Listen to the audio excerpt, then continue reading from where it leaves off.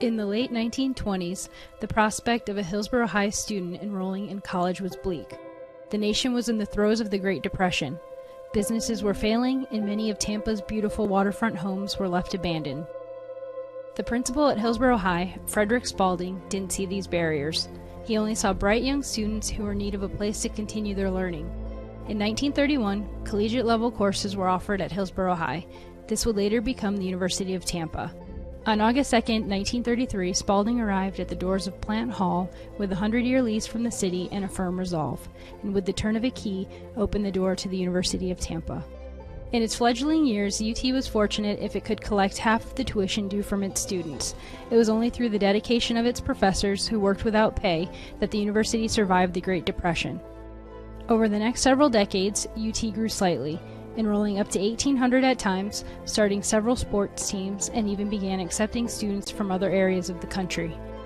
But in the early 90s, the growth seemed to stand still, even stop. UT needed new life, some passion. UT needed strong leadership. In 1995, Dr. Vaughn became president and UT began to transform. 1,000 UT students has become 7,200, and we are now entering our 17th consecutive year of record enrollment. All the while, UT's academic profile continues to increase. There has been $350 million in new construction since 2000.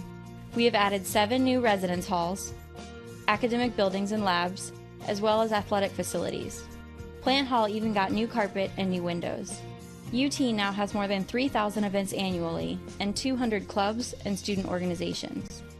We have won 13 NCAA Division II championships, and since 2000, Spartan teams have won 35 Sunshine State Conference titles. As a member of the University of Tampa Spartan family, you are a guiding force behind UT's remarkable success. We are alums, students, parents, and friends, and together we are changing lives. We are individuals, yet the greater whole is only complete when we work together. You have helped make UT a vibrant community with growing resources and a superior reputation. Just like in the beginning when professors worked without pay, the spirit of giving at UT remains strong. Last year, nearly $14 million was donated to the university by thousands of generous supporters. When we strengthen education, we strengthen our job force and our nation as a whole.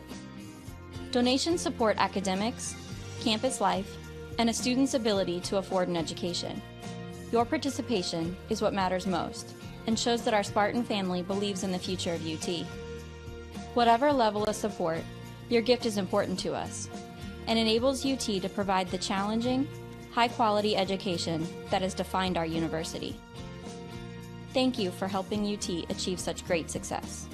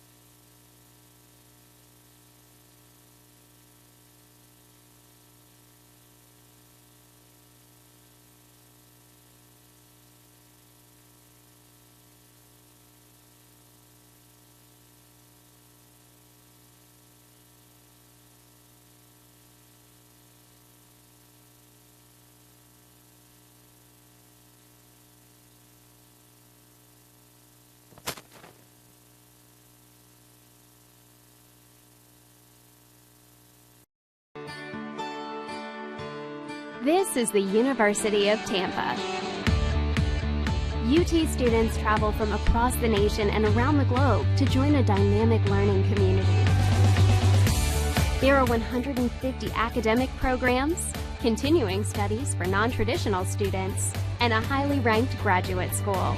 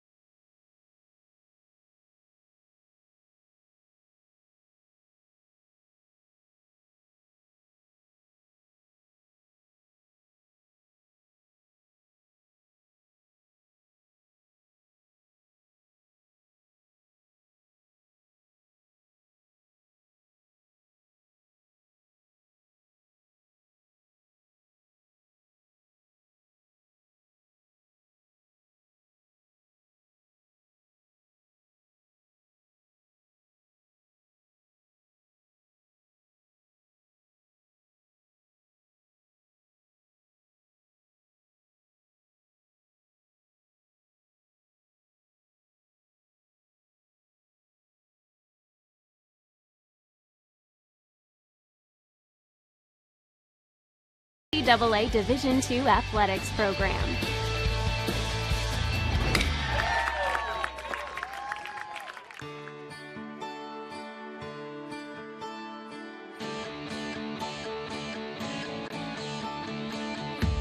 The UT experience begins with an innovative first-year program and continues with opportunities to challenge yourself in the honors program, to study abroad, to conduct research with faculty, to do an internship, to volunteer in the community, or to participate in multiple leadership programs. Explore your dreams, discover your talents, get ready to invent, innovate, and be a leader. This is the University of Tampa.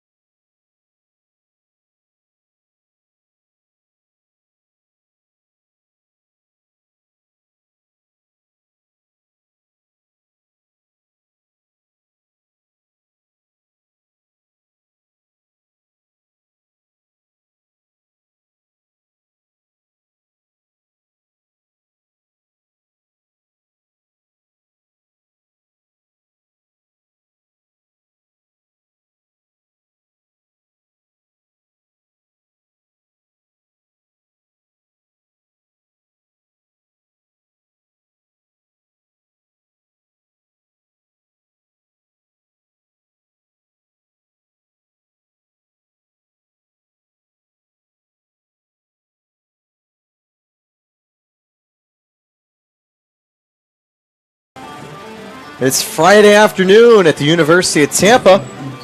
We've got ourselves Game 1 of the series between the Tampa Spartans and Eckerd Tritons. I'm Taylor Storthy, and thanks for tuning in to Tampa Spartans TV. Should be an exciting start to this weekend series. Your Tampa Spartans enter with a record of 27-7 and are following up a sweep against Florida Tech on the road. They've recently seen success, but also a couple hiccups along the way. Out of their last 10, they did take 2 losses to Rollins, who are currently ranked 7th in the nation, and also a loss in a thriller against Valdosta State. But Tampa will be the favorites as we're about to get underway here. Eckerd currently sit at 16-15. They recently faced the number 7 Rollins College, and, well, unfortunately for them, it was a tough outing. They took a series sweep, but hey, Spartans fans feel the same, as Rollins had swept us back in the tournament last season in the Super Regional. But now it'll be the first matchup between the Tritons and Spartans, as Michael Paul will warm up for Tampa. He gets the go-ahead as the Game 1 starter. Paul enters this game with a .434 ERA in 45 innings. He's recorded 44 strikeouts and 15 walks. That strikeout total is good for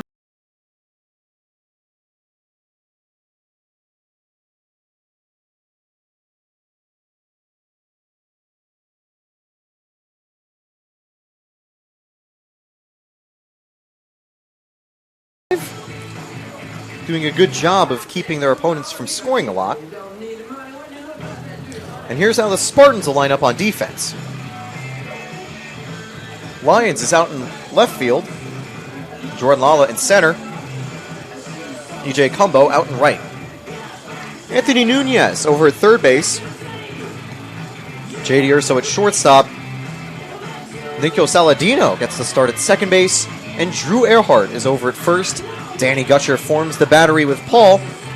And batting as the DH is Garavito. That'll bring up Gelwick, who's going to lead off for Eckerd. Their center fielder will get the nod to kick off the game. He's hitting .382 this season, with a .432 on base and .471 slugging. That's a good trait of a leadoff man, to get aboard and sometimes hit for some extra bases. He's also 5-5 on the base path. Might be something Paul has to watch out for if he can get aboard. Strike one taken for Paul to open the game. A really nice afternoon, one of the best backdrops in college baseball here in the middle of the University of Tampa campus. We see some construction in the rear. That's been a building that started to have construction over the fall, and, well, it's actually progressed quite well throughout the season. The count's going to go 1-2. Paul's opened up with his fastball in his first few pitches.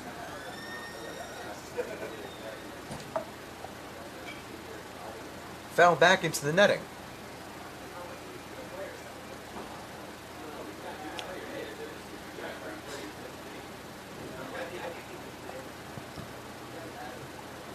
The 1-2 from Paul. Tried the slider, but didn't get the swing he wanted from Gelwick. The Tritons line up with Gelwick.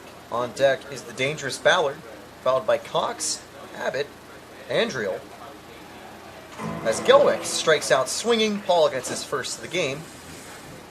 Following Andriel at the 5 spot is Collier, Erickson, Muzio, White to round it out. Stipp, the lefty, will be on the mound in the bottom of the first inning, but for now it's going to bring up Michael Ballard. Current batting leader for Eckerd, he's hitting .414. Has had a pretty strong start. I quickly had a chat with Joe Urso in transit as he was arriving, and I was grabbing something. And I asked if there was any players he had his eye on for the Tritons, and he mentioned that Ballard was one of the hitters that he wanted to keep an eye on. One of the better hitters for the Tritons, and indeed leading in average, and also leading in slugging for qualified hitters. The only positive is that his on-base percentage isn't leading. It's still very impressive. .470. Ooh. That one choked up Ballard and led to a very shallow grounder. However, Paul makes a good reaction to pick it up. 2 away now.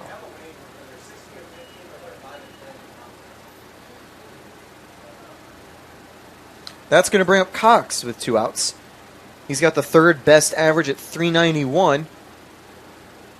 And a little bit interesting, a batter in the 3 spot in the lineup, not actually having a lot of power. And as I say that, he's absolutely crushed it to the outfield. The Lyons is there to make the play. He only had 1 home run this season, and well, you could definitely get some home runs here in Tampa. He won't get one in this at-bat. A 1-2-3 inning for Michael Paul, and we'll be back as Tampa takes the plate for the first time. You're watching TampaSpartans.tv.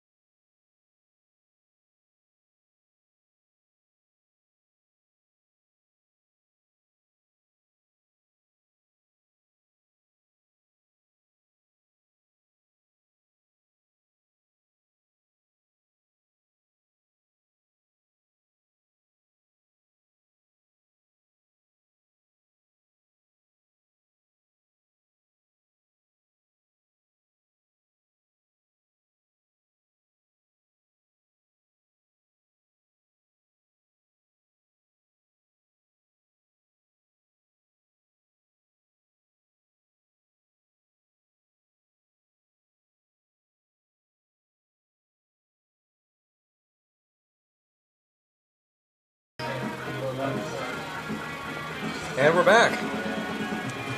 Just about ready to get underway in the bottom of the first. Sip will get the start for Eckerd. So far this season with the Tritons, a tough campaign. He's got a .577 ERA, 48 strikeouts, leading the team with 23 walks, also leading the team. He notably holds his opponents to only a .230 batting average.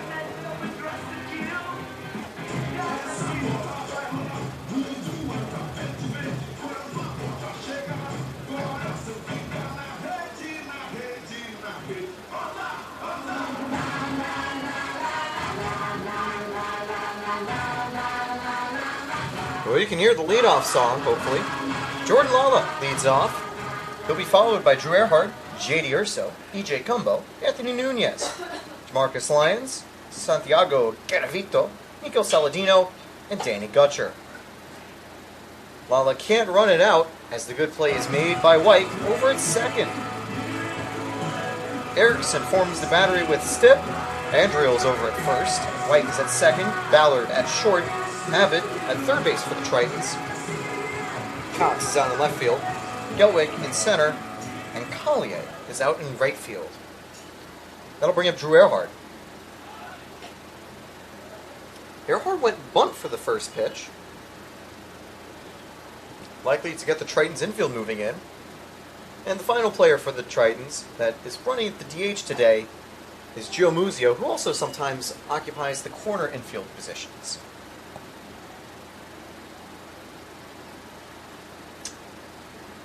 Ehrhardt is a very flexible player for the Spartans and has had another strong season so far. He's hitting .348 alongside 24 RBIs. He sadly doesn't inherit as many run-scoring opportunities as his teammates, but when he needs to, he can score some runs. Take a look at the Spartans lineup. You'll see more righties in the lineup today. Interesting decision to have Nico Saladino starting as a lefty. Fastball inside, and the count's going to go full for Ehrhardt. On deck is J.D. Urso, and, well, I wouldn't fancy having a runner on for Urso. Chop to short. Good effort on the base path trying to run it out, but that is not a difficult play for Ballard. 2 away, and the base is empty. I'll bring up J.D. Urso. This season he's hitting .385. He's at 3 home runs and a .587 slugging. He also has 42 RBIs, which leads the Spartans by 10 points in that category. E.J. Cumbo is second on the list, and he's also on deck. Fooled on the outside corner for strike one. As a team, Tampa's averaging .338 for their bats. So there are quite a few players on the Spartans roster that are having great seasons, but hitting under the team average, which is really fun to think about. It means players like E.J. Dosco and Jose Cadenas, who are hitting over 300, well, they're below average hitters if you take a look at the team's hitting stats. Urso finds himself ahead now, 2-1 after taking those next two pitches. Would not be surprised if Tripp is treading carefully against Urso. Both shortstops, dangerous players. E.J. Cumbo being a lefty is also something Tripp could be looking forward to. Lefty pitchers generally find more success against lefty hitters. Just don't tell that to the lefty reliever that Cumbo walked off against earlier this season. Full count as this one gets the outside corner. This will be Stipp's 13th pitch. A chance to go 1-2-3 for the Spartans. Urso gets under that one. It's going to go deep to the outfield. And off the wall. A 2-out double.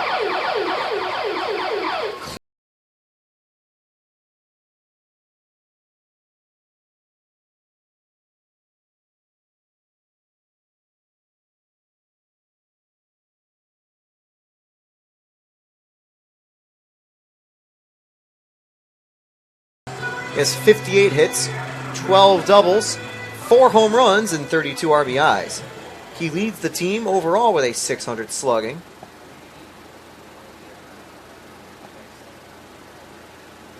A great player for the Spartans this season. And he can strike, and the Spartans need it the most. Takes the first pitch outside for ball one.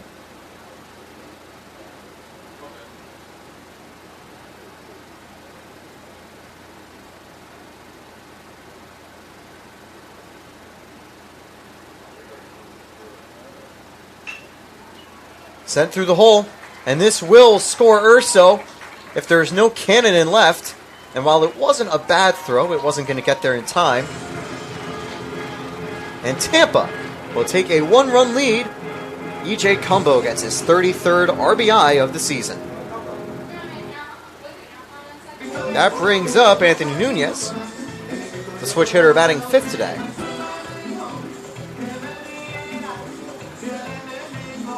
Cumbo can beat you a lot of ways. And that time, all it took was a nicely placed grounder that was not playable by either Ballard or Abbott.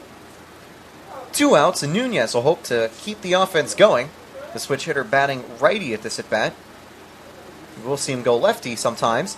And they try a pickoff attempt on Cumbo. And Cumbo was going, and it'll work. Certainly was a close slide at second, but the idea from Stipp worked. The damage is already done, though, for the Spartans. They bring a run home on the Cumbo RBI, and they lead 1-0 entering the second inning.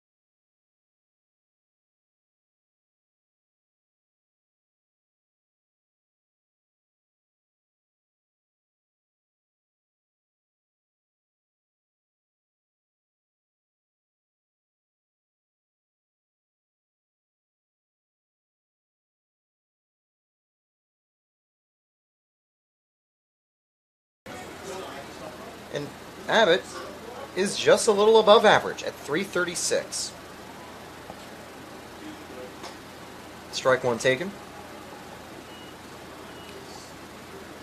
Abbott's done pretty well in his other stats. He's gone on base 40.7% of the time, and he also carries a 450 slugging.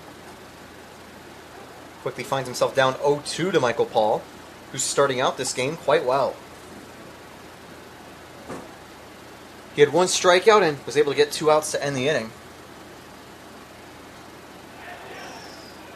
And that one drifts a little too far inside. And well, I think as he was trying to almost turn away, almost checking up, Abbott went all the way around. And that is strike 3, a second strikeout for Michael Paul. Sometimes those high and inside fastballs can get the job done. The lefty Andriel steps up as he takes this one outside for ball 1. Andriel's the second best hitter in terms of average on the team, and also adds a little more slugging. His biggest strength, however, is 21 walks to 18 strikeouts. He's a machine at getting on base, with a .511 on-base percentage for the year. He has a .400 average as well, entering the series against the Spartans. Popped up, as that average should be going down by a point. Lions makes the play and left. 2 away.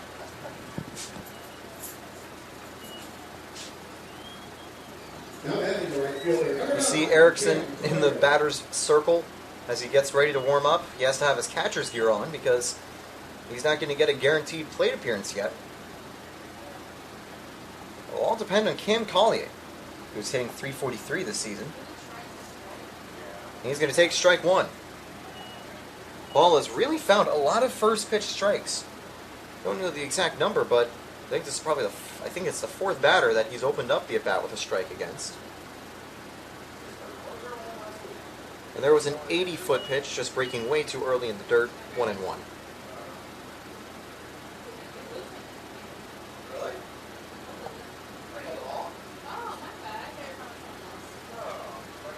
Fell back, 1-2.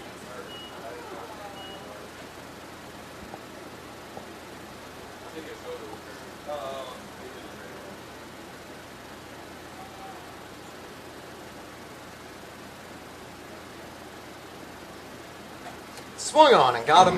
The fastball getting by him. It's a second strikeout of the inning, 3rd of the game, and a 1-2-3 from Michael Paul, who is off to a strong start. We'll be back in just a minute with more Tampa Spartans baseball with the bottom of the 2nd. Champions know how to seize opportunities. When they see moments of greatness unfold right before their eyes, they push as hard as they possibly can, and then they push harder. Because the heart of a champion never settles, never quits, and never stops giving its all. We are champions. We are Division II. We go big, we give it everything we've got, and we win. On the field, on our campuses, in our communities, for our causes, in our careers. We rise to become champions in everything we do. We are Division II, and there are no limits here.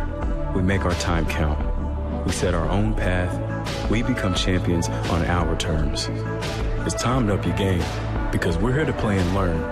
But most importantly, we're here to discover ourselves, our vision, our heart, our drive, to achieve every goal we aim for, because we want to be champions at the highest level, life. At Division II, the opportunities are here. Are you ready?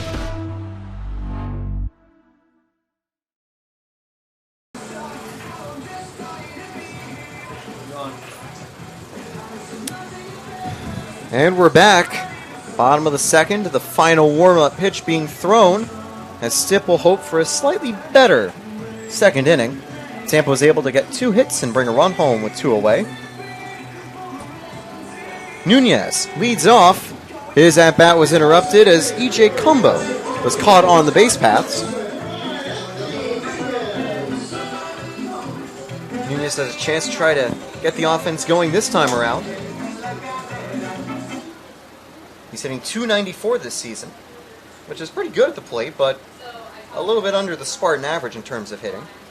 He also has a .378 on-base percentage and .413 slugging percentage.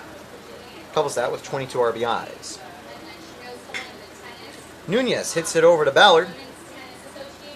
One away. Had a chance to get into the outfield, but Ballard was quick to get to it.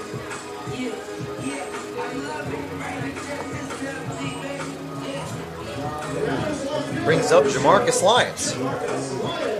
Lyons finally finding the BABIP luck that had got in the way at the start of the season. He's done a great job of putting balls in play and finding good contact with the bat. He's only had 7 strikeouts this season with 8 walks. He also had been dealing with, I think, some mild injuries early on, but excited to see him get the start today. And very tough pitch to take, and the count goes 1-1.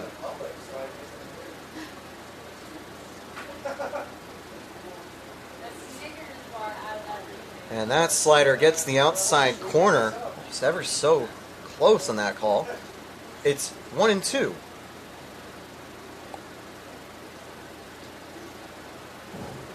Good take as the sinker misses outside.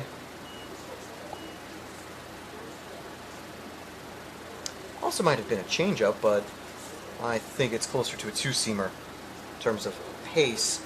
And the count will go full. Garavito's on deck. He's also a dangerous bat. Really don't have any free at-bats in the Spartan order.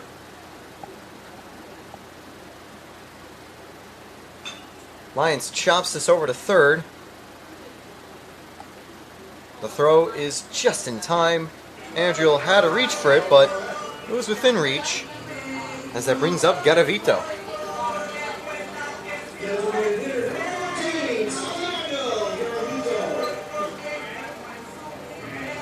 Garavito has a higher on-base than his slugging this season, with 18 walks to 22 strikeouts. Only Jordan Lala has a better strikeout-to-walk ratio on the Spartan side, with that many at-bats. 0-1 as he fouls this one away. Garavito is one of the transfers this season for the Spartans, and he's already made a great start to his Spartan career, establishing himself as a solid bat and strong defender too. However, this at-bat will end with a quick ground out to Stipp, who will get a 1-2-3 inning as the Spartans hold on to a 1-run lead as we enter the top of the third.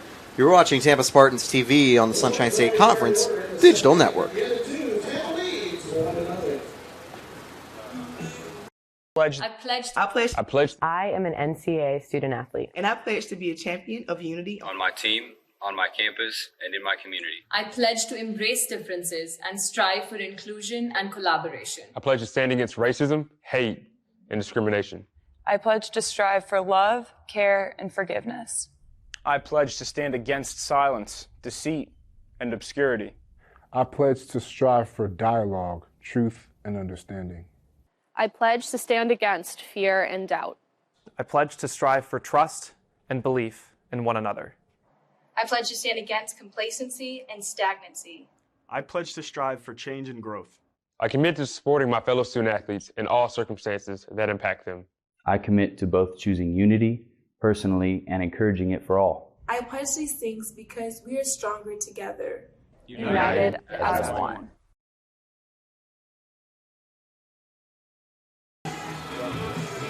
Michael Paul is off to a great start. Welcome back. Top of the third inning. 3 strikeouts. And he's kept them off the base paths to start the game. And that's probably for the best.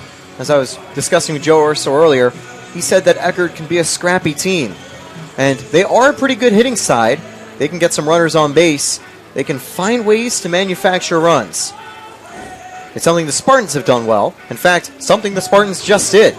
Urso double, Cumbo single, and they took the lead.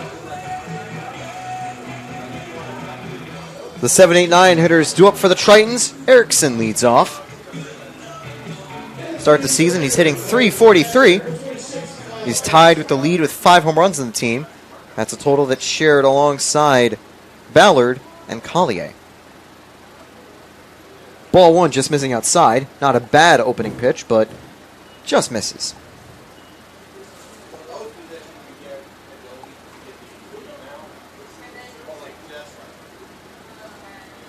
alongside his home runs, Eckerd also had a triple earlier this season.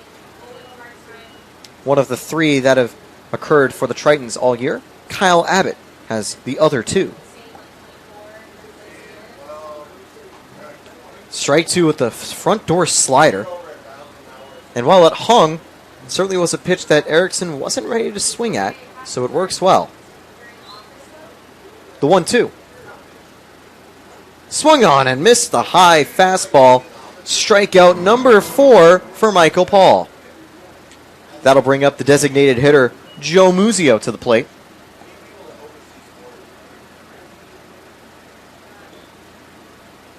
And I'll say, Spartans fans, if you want to report, well, I know Joe Muzio better than probably any other Spartan player.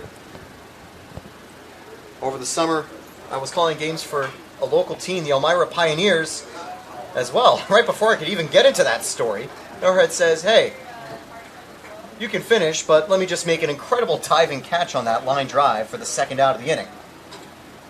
But Muzio was on the team that I was calling summer games for. And he had some memorable moments over the summer. This one, maybe more of a memorable moment for Eckerd as he gets out number 2. Swung on and missed. And that is going to be strike 1 here against Wyke. Joe Wyke has the lowest average of the qualified hitters for Eckerd at 259. He plays a bit more of a defensive role for the team. Wyke's also had some success on the base paths. He's had 3 stolen bases on 3 attempts. Out of the qualified hitters, he's one of 2 that are perfect and hadn't got caught stealing all year. Paul makes the toss to first, and that'll retire the side. 1, 2, 3. Another strong inning from Paul as he records his 4th strikeout. Bottom of the 3rd, and the Spartans hitters 8, 9, and 1 are coming up right after this.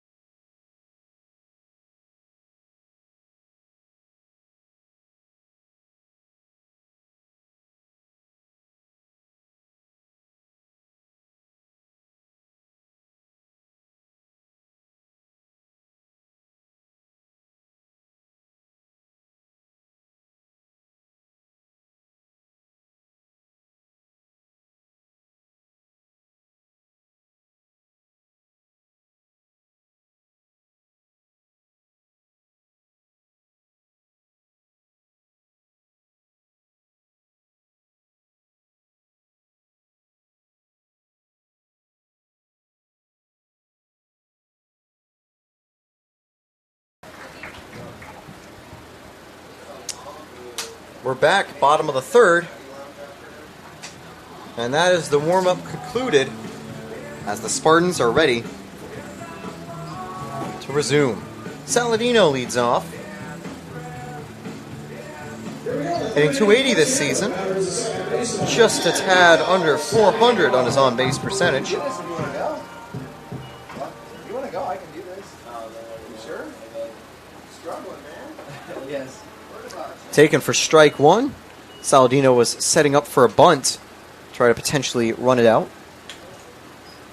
While Tampa has some great hitters that can go for power, they're also a team that can play small ball at will. Very balanced, very versatile. Throughout the season, Saladino's emerged as a starter in the infield and outfield. He'll certainly be a part of the Spartans team for years to come. This at-bat, however, ends with a quick rounder to the pitcher. There's been quite a few of those today. Brings up Danny Gutcher. And this one may be a little bit of a revenge at-bat for the Tritons. Gutcher transferred from Eckerd to Tampa this season. And so far, he's done well with the Spartans. He's hit 288, which despite being low team average, is great. The big thing is that He leads the team with 6 home runs at .575 slugging percentage, which ranks second for the Spartans. A few of Gutcher's teammates from Eckerd, including Muzio, had visited one of Tampa's games when an Eckerd series had been rained out. They were able to check in on their former Triton teammate. But now they're back here at the Spartans field, not as teammates looking for a reunion, but looking to defeat him in Game 1 of the 3-game series. Gutcher fouls this one away. It's 2-2. Gutcher and Garavito, both younger players for the Spartans, form a duo that can dominate behind the plate and form a battery for years to come for the Spartans, which is something great to have. 2 great hitters that are great at defense, that can play the same position. You're really spoiled for choice. And what's even better, you can always flip one the designated hitter if you'd like. Gutcher lines this one up the middle. It's going to drop for a base hit. He'll win the first at-bat of this reunion, as that brings up Jordan Lala.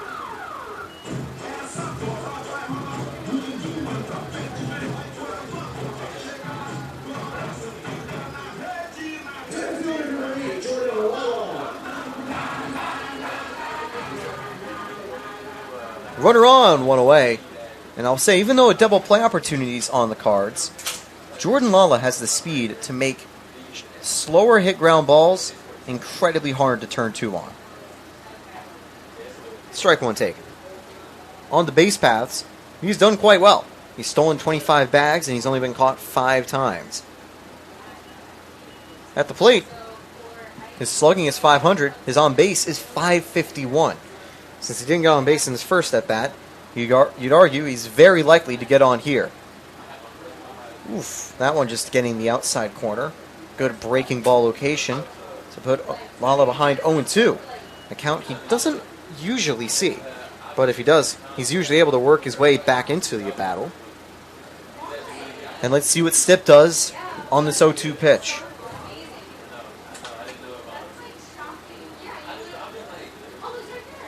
Misses for ball 1.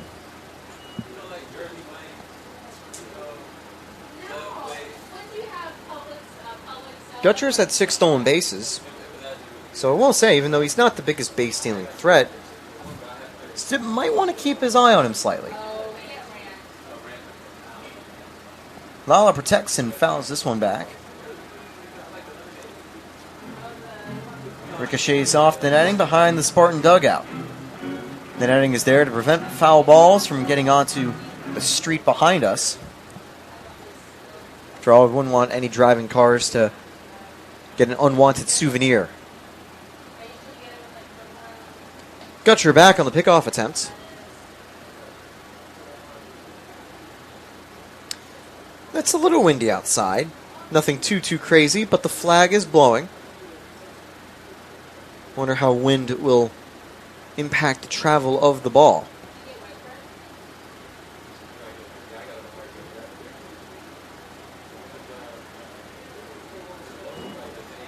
I'll say the windy weather, as now it's kind of dying down. The American flag out in right field is being a little more still. Okay, now it's picking back up. One thing the wind will really help with is the heat. It is quite hot today, and especially so if you're spending a lot of time outside. 82 degrees out, but feels a bit hotter than that. Swung on and missed, and Lala's going to go down swinging. That's Stipp's first strikeout of the game, bringing up Drew Eckerd. Actually, looking at the weather now, it's 86 here in North Hyde Park. 87. A real feel of 98 degrees.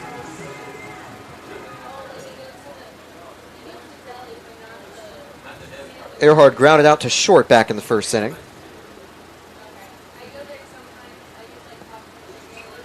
Drops a bunt, and that is perfectly down the third base line. There won't be a throw from Stipp. He gets aboard with 2 away to bring up J.D. Urso. A bunt with 2 away is a risky play, but he made it work.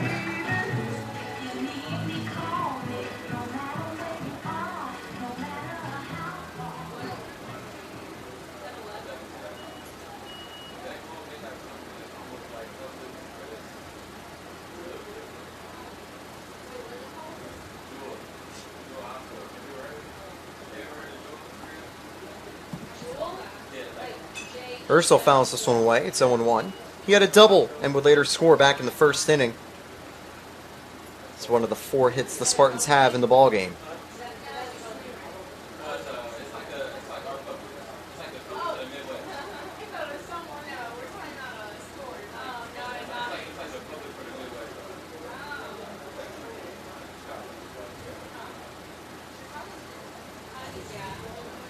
Strike 2 taken. It would be big for Stipp to get out of this jam with 2 runners aboard. The Spartans already have a lead, and they expanded it. Things could get quite dangerous. Urso's a hard batter to strike out, but it will be a little easier when you're up ahead 0-2 against him.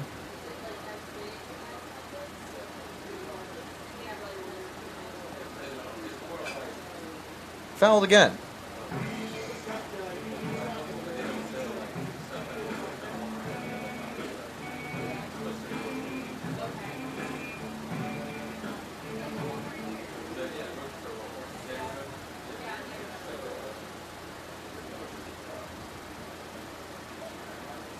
Stipp gets a sign, the 0-2.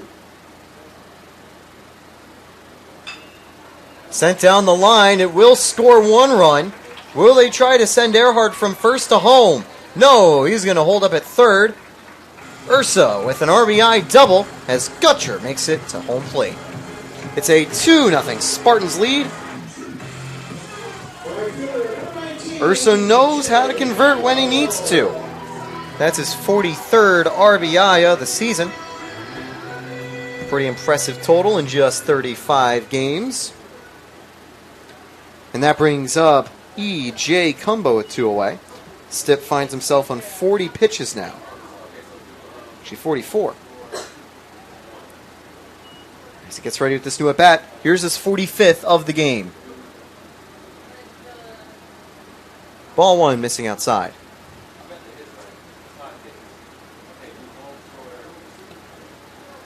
I will say it's a 2-0 Spartans lead.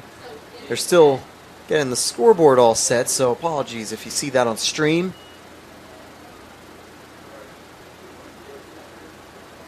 He offered, I think, strike 1. The count goes 1-1 here for Cumbo. Cumbo had the RBI back in the first inning. He's able to do it again. Well, he'd bring 2 runners home this time. Strike 2 taken. Stipp 1 strike away from getting out of the inning and keeping the damage at 1.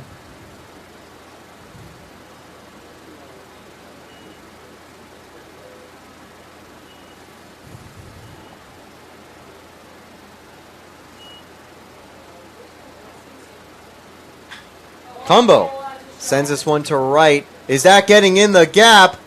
Yes, it does. 2 runs will score. Cumbo heading to 3. A 2-out bases clearing triple. And now the Spartans lead 4-0. Cumbo with 3 RBIs in 2 innings. Well, 3 innings, but 2 at-bats. What a start to his night. And that's going to bring up Nunez. Nunez was out to open the second inning. He ended the first inning when Cumbo got picked off on the base paths. Be a little harder to get him out at third, as we'll see a quick conference on the mound.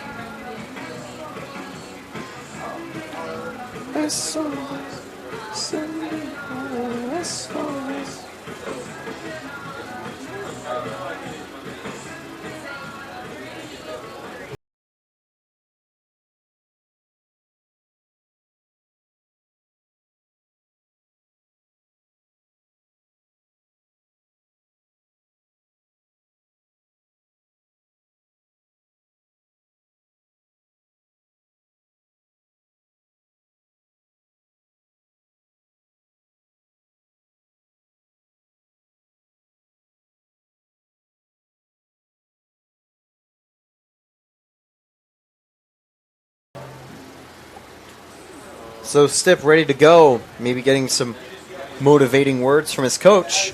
As Nunez inherits now a runner on third. 4-0 Spartans lead early. Swung on and missed for strike one. For the Spartans, it's just been converting hits when they need to. And with 2 outs, they've been pretty lethal at the plate. Did Nunez go around? Yes, he did. Strike two. With 2 outs, they're hitting 5 for 6. Which is not great clutch pitching, you could argue. Maybe just very clutch Spartan hitting.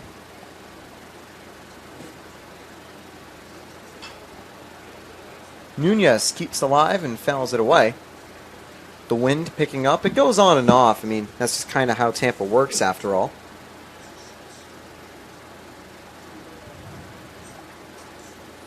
Step steps off, and we're ready to go with the 0-2.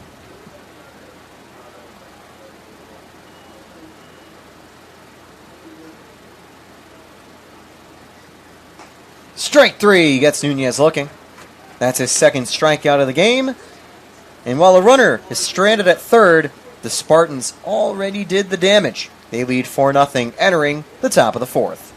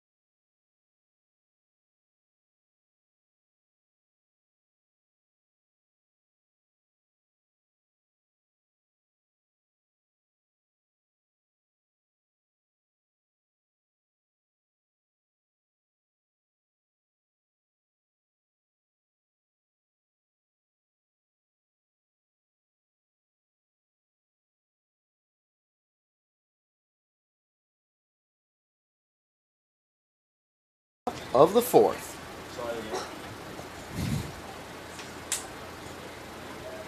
Four strikeouts for him in the game. And Gelwick was looking for a bunt. He pulls back as that one hits the outside corner for strike one.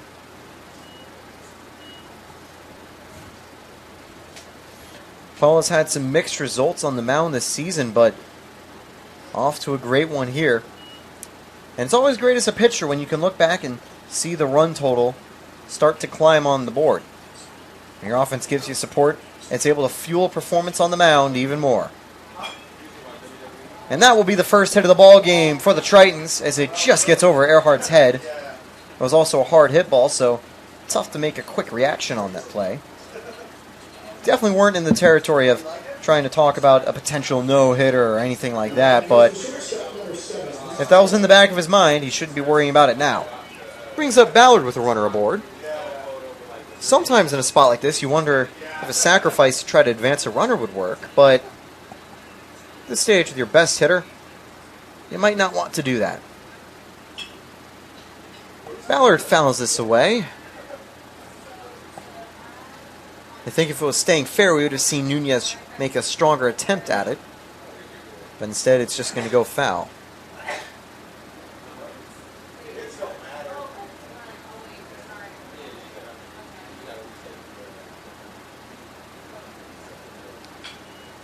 Driven to left.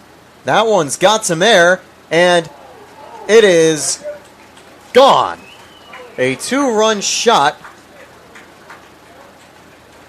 And I'm checking out Lala, who made the jump at the wall. Certainly contact that would have hurt a little, but the good news is he looks okay.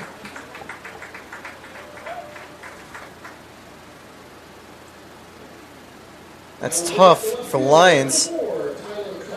And I'll say, for Coach Urso, that might have been maybe a little bit of a heart-stopping moment seeing him go down after that, because he's dealt with a few injuries over the start of the season. But the good news is he's all right. He might just need a little ice pack when he gets back to the dugout. Hall continues as the Spartans hold on to a 4-2 lead now to get the first out of the inning. Cox's plate appearance ends just as quickly as it begins. Coach Urso was worried about Ballard, and, well, he had good reason to be. As Ballard, who, I was looking at Lions a little more than his home run at the moment, was able to strike to give Eckerd their second hit and first runs of the ball game. For Ballard, it's now his 6th of the season, where he takes the outright lead for the Tritons. That actually puts him level with the 2 home run leaders for the Spartans in E.J. Dosko and Danny Gutcher. 0-2 here for Abbott as we get started in this next at bat.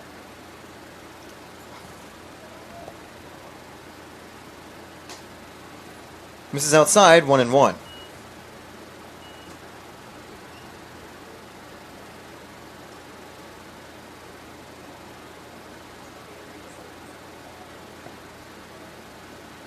Swung on and missed. Paul gets his 5th strikeout, responding well after that 2-run shot. That brings up Andriel, the lefty batter. He flew out back in the 2nd inning.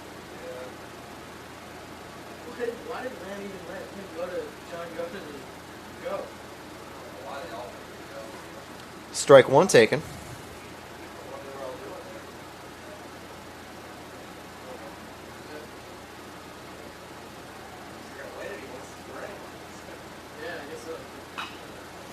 Chopped over to Eckerd. He'll make the toss to Paul to end the inning. So Paul recovers with 3 straight outs, but Eckerd was able to respond to the Tampa run scoring with a 2-run shot from Ballard. We'll be back with more in the bottom of the 4th. Tampa will hope to extend their lead with the 6, 7, and 8 hitters.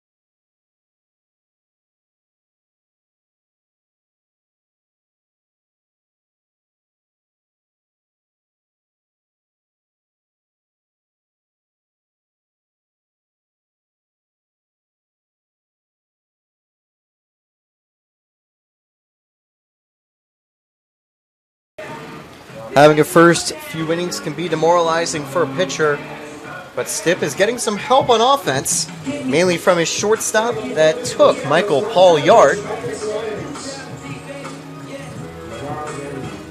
And I don't think Jamarcus Lyons should feel guilty in missing a potential home run robbery there. It looked to be clearing the wall by some distance. But he'll be ready to go as he looks to potentially get the offense moving. To help Michael Paul and the Spartans go for victory today. Lions rips this one down the left field. And that is going to be off the wall. Didn't go off the net, which would have separated that from being a double to a home run. But I call that a perfect line drive, like an MLB The Show. And that's something that Lions has done quite a lot this season. Sadly, at the start of the year, it seemed like every time he did it, it was right to the outfield. This time, gets over his head and puts a runner in second. That's another reason I think Coach Urso and everyone here was glad to see Lions okay after he made the jump and had, I think, an awkward landing at the wall. So with Lions starting the offense, it brings up Garavito, who's 0 for 1. He grounded out to the pitcher back in the second inning. 0 for 1 in the day and 0 for 1 in this at-bat. Or 0-1 in this at-bat. That might turn to 0-2 as this one's flared out to right. Lions tags up. The throw will be off target and he is safe at third. A sacrifice fly there. That advances the runner. Brings up Saladino. And now what I will say, Lions, some speed on the base path. Saladino, someone who can drop a bunt. Does Coach Urso try to catch the infield off guard? The squeeze could work, and especially when you have the third baseman playing inside, and you have a lefty pitcher that can't make the throw to third quickly. Certainly might expect Lions to take a larger lead, scoot ever so closer, and see what Saladino does. 0-1 now for the Spartans' second baseman. This one tipped foul, and the count goes 0-2. If he can't get aboard, the Spartans will still have Danny Gutcher on deck. The Spartans, I think, want to stagger their right and left hitters to not have too many righties in a row. It's probably the reason we see Gutcher in 9 instead of 8 in the lineup. And Saladino is going to go down swinging. The throw to first in time. Erickson had taken a look back at third to make sure Lions wasn't going to try to go towards home as he was ready to get the drop third strike. 2 away for Gutcher. He's 1 for 1 so far against his old team in the game. If he could beat Stipp, that would certainly help the Spartans score another run.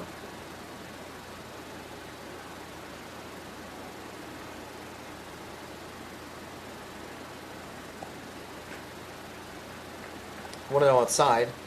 And what I have to say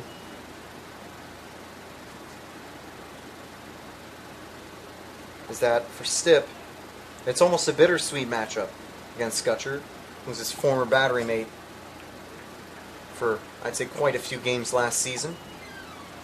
It's also a case where Gutcher knows Stipp better than any other Spartans hitter because he'd been working with him, calling the pitches and telling him what to do. That level of chemistry always makes these at-bats fun. Gutcher gets ahead 3-0. He's waiting for a pitch to hit. Jordan Lala's also on deck with a free bases at first and second. Not a terrible idea to try to walk Gutcher and bring up the lefty. Lala's 0 for 2 today against Stipp. And this one's going to drop for ball 4. Doesn't get any distance away from Erickson, even though it did evade his glove. Brings up Jordan Lala. As I mentioned today, he's 0 for 2. He struck out back in the third inning. A chance to improve from that previous at-bat, and certainly a player who you'd argue would be due to get aboard, even with a lefty-lefty disadvantage. I don't think Lala's a player that hurts too heavily against lefty pitchers, as he takes this one inside for ball 1.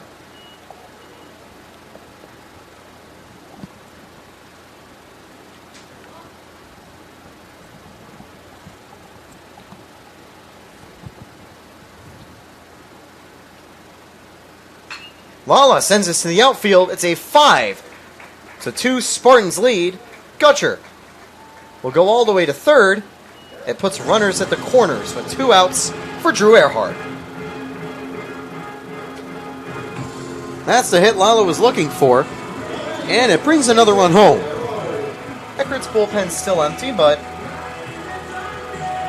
if Stipp finds more trouble here, I wouldn't be surprised if they start to get someone stretching and tossing. That's a Spartans' 8th hit, bringing home their 5th run of the ballgame. Spartans have also converted quite often with 2 away. That 2-out at-bat is the Spartans' 6th hit. with 2 outs. 1-0 taken outside for Eckerd. He's 1 for 2. Had a single back in the second inning, where he later scored. Third inning, not second inning.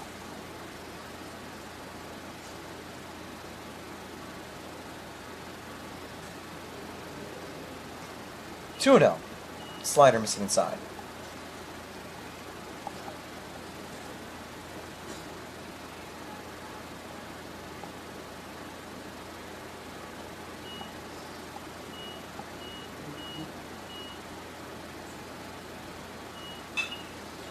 Line to second, a good catch made there by Wyke.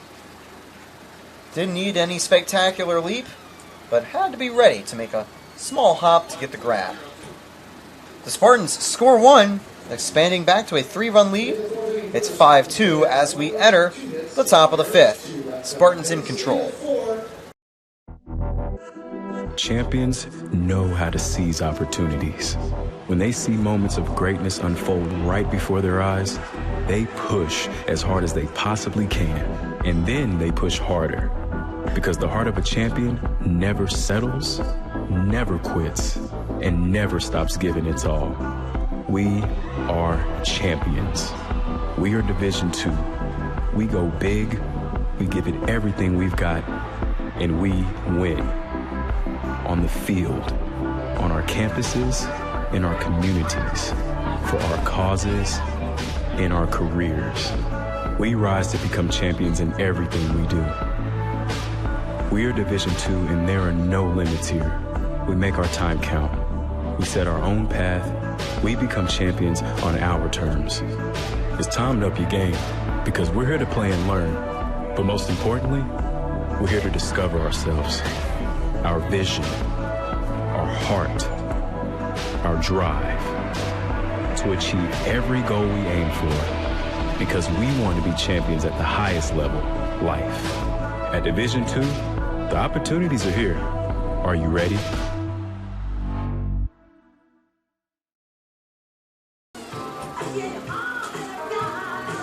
Paul ready to go for the top of the 5th. He's been pretty good today. He didn't allow a hit up until the 4th inning. Fortunately for Paul, that hit was followed up by a Ballard 2-run home run. However, the Spartans have given him another run of support as the Spartans have extended back to a 3-run lead.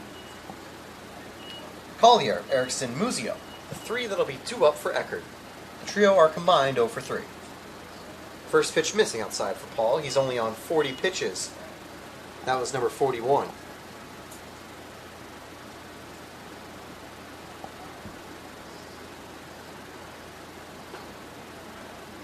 Taken low, ball 2.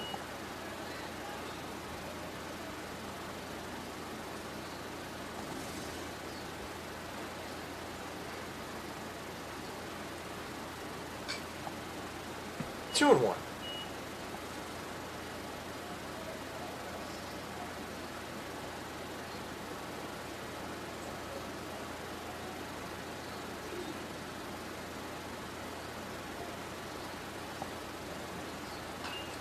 Popped up and foul. 2 and 2.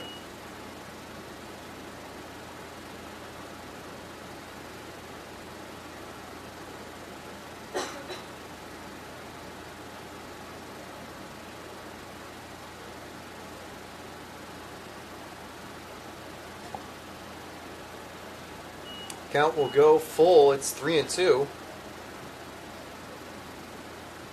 Paul couldn't get a swing in that pitch for his 6th strikeout.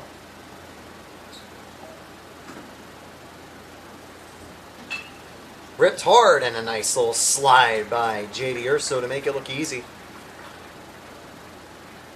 Urso sadly can't win a 3rd Freshman of the Year award. It's an award you should only be able to win once, but thanks for COVID redshirting rules, he was able to win it twice.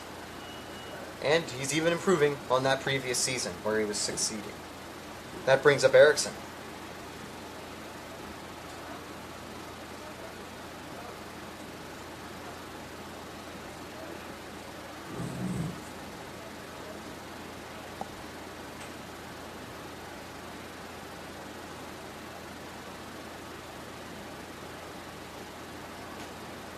taken on the outside corner for strike one. Erickson, a strikeout victim back in the third inning.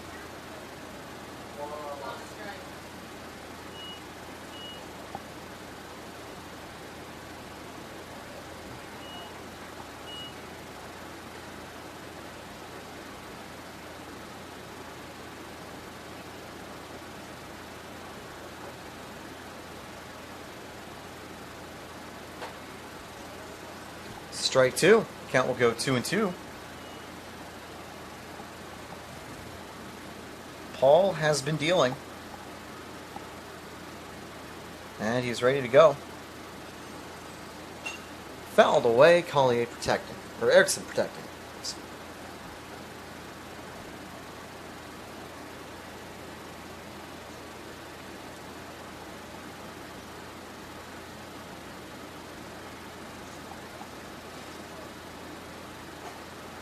Strike three. Gets the outside corner with a fastball. Might have been a two-seamer or just a very nice break on the four-seamer. As Erickson goes down looking for the sixth strikeout. Muzio was just a foot or so away from getting the first hit of the ballgame last time up. Had a nicely hit line drive that took an incredible diving catch from Drew Eckerd to get. Muzio is going to take the slider that misses for ball one. Looked like it might have gone over the plate. Let's see how the 1-0 goes here. And he's going to take it's 2-0 now to Muzio.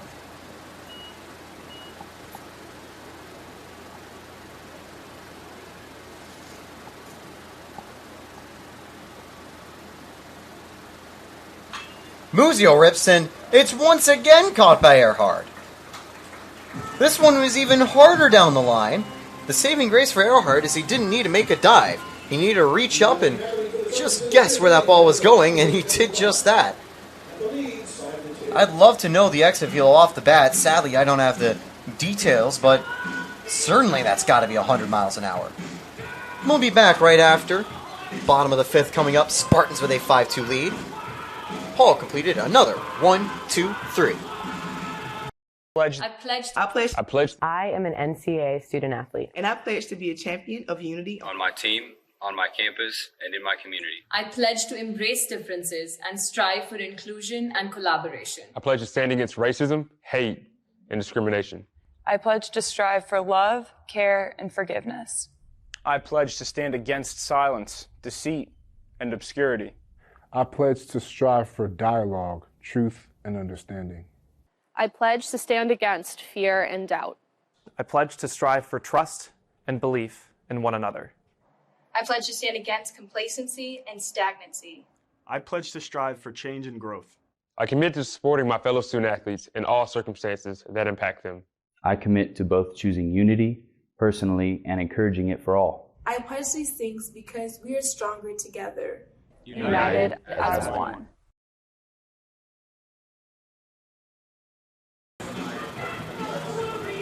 Stipp ready to go here in the bottom of the fifth inning. He's got a tough task. The 3, 4, and 5 hitters are due up for the Spartans. Urso's 2 for 2 today. 2 doubles and an RBI.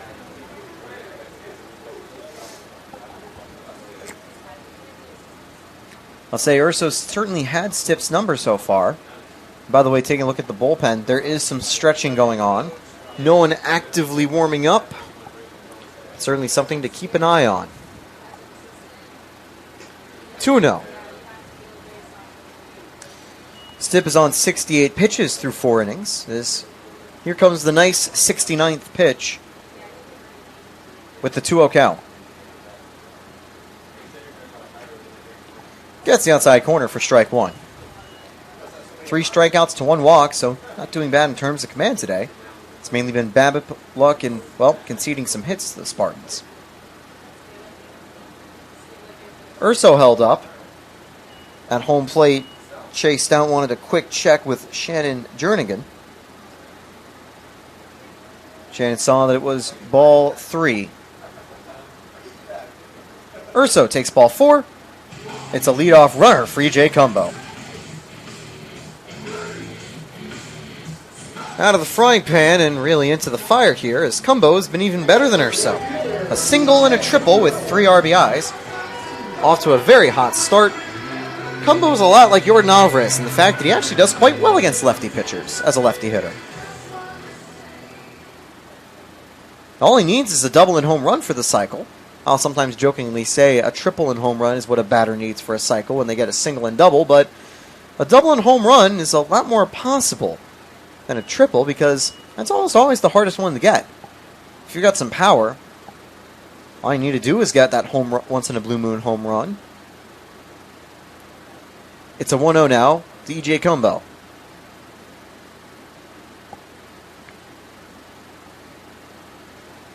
Two 2-0 taken. Slider just missing as it was going front door. I'd say good fan portions have shown up for both teams. Obviously, you see, I think, a little less at a Friday afternoon game than you would on the weekend games. Speaking of which, these two will continue tomorrow in a doubleheader as Urso gets this one over second base for a little bloop single to get aboard with no one out. And that's going to bring Anthony Nunez back to the plate. White was tracking back, but couldn't make the jumping play.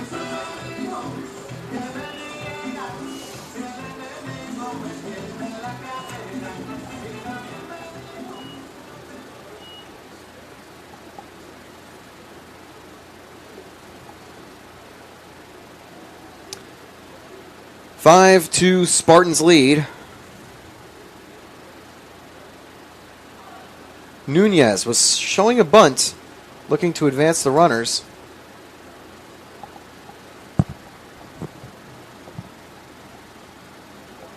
He ultimately takes for ball one.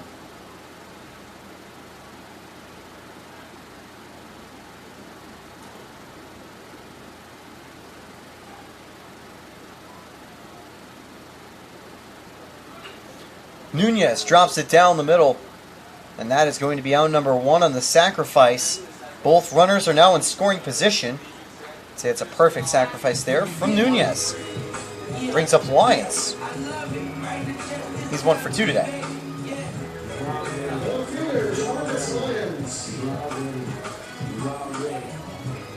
Had a double and would later score in the 4th inning.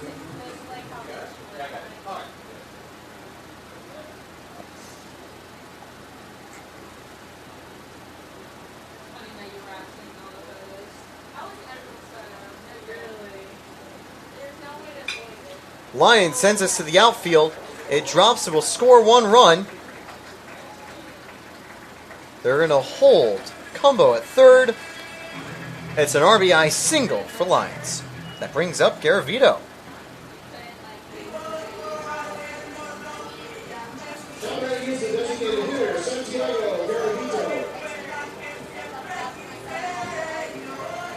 Erickson coming to the mound quickly to talk with Stipp. This will be a little infield conference. Ballard's going to join them.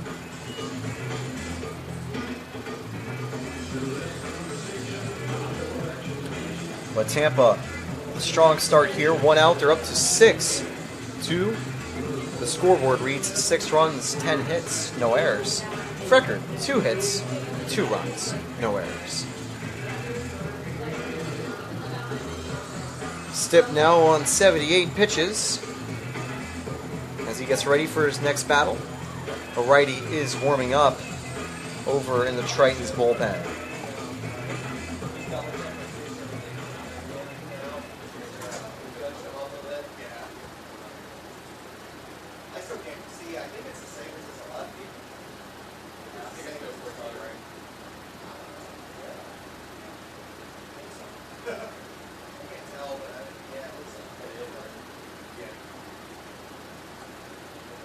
That was low for ball 1.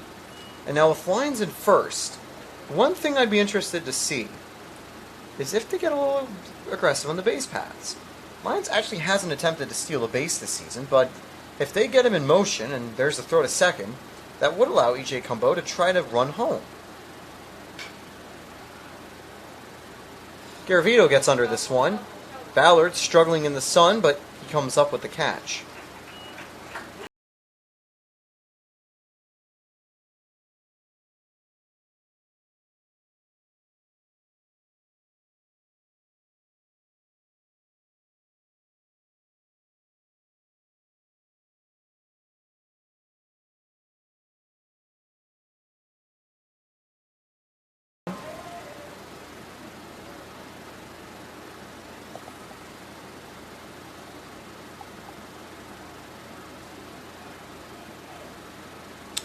Saladino's 0 for 2 today. Keeping Stipp in is useful because, well, he's a lefty against a lefty. Taken low for ball 1.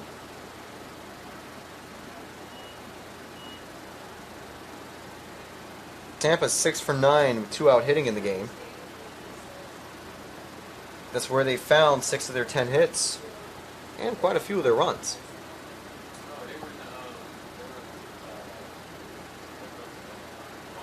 One and one taken outside. Taking a little further look ahead quickly. After the series against Eckerd, Tampa goes on another road trip to Barrie and St. Leo before heading back home for their final home series of the season against Lynn. Their Lions goes to second, but there's no throw from Erickson. That is Lions' first stolen base of the season. May 18th will be the start of the South Regional. And if Tampa continues their success and they don't fall further or don't fall too far behind, they'll certainly host one of the regional sites, either as a 1 or 2 seed, I'd argue, for the South region. They're currently probably in a battle with that with Rollins. Very close. The count goes 2-2. That was close to being strike 3. For Eckerd, they're going to head to Embry-Riddle. They're going to first head next on Wednesday to Florida Tech. And then they have a home stretch against St. Leo as they enter the final few series of their regular season 2. Also wonder with their 500 record, they'll probably be on the bubble. If they can generate a little bit of late season momentum, they could find themselves going into the playoffs. But they do have some tough competition. The Sunshine State Conference is always a strong division.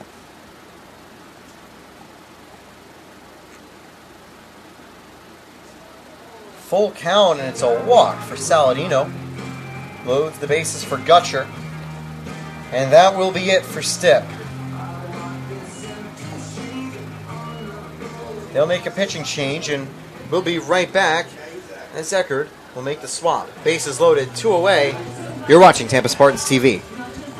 I pledged. I am an NCAA student athlete. And I pledge to be a champion of unity on my team, on my campus, and in my community. I pledge to embrace differences and strive for inclusion and collaboration. I pledge to stand against racism, hate, and discrimination. I pledge to strive for love, care, and forgiveness. I pledge to stand against silence, deceit, and obscurity. I pledge to strive for dialogue, truth, and understanding. I pledge to stand against fear and doubt. I pledge to strive for trust and belief in one another. I pledge to stand against complacency and stagnancy. I pledge to strive for change and growth. I commit to supporting my fellow student athletes in all circumstances that impact them. I commit to both choosing unity personally and encouraging it for all. I pledge these things because we are stronger together. United as one.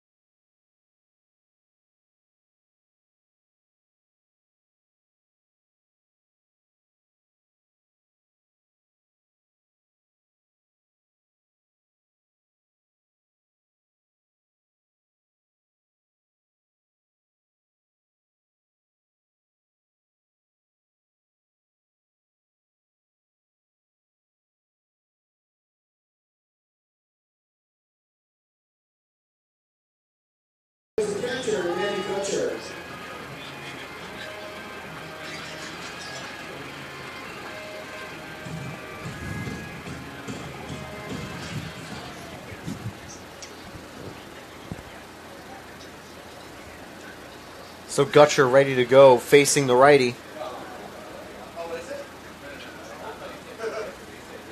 Dip stay ends 4 2/3. He's responsible for all 3 base runners. Fastball missing outside for ball 1. Those have not gone the Tritons' way this inning. There have been a few that, honestly, they could have gone for strikes, including one of those in the previous battle against Saladino. But still, can't argue with City Hall. Won't be able to get that call changed. And some good velocity on that fastball, but it just misses outside, 2-0. Colon has 2 saves this season. He actually leads the team. He's been a bit of a high leverage reliever and more of a late inning guy, but, well, he's coming in for this high leverage spot right here. Gutcher fooled by a very nice off-speed pitch that had some serious break. It's 2-1. Not 1-2, I don't think. The first pitch had missed. So the scoreboard reading wrong, I think. As the count stays in Gutcher's favor, he fouls back, and now we get to a 2-2 count.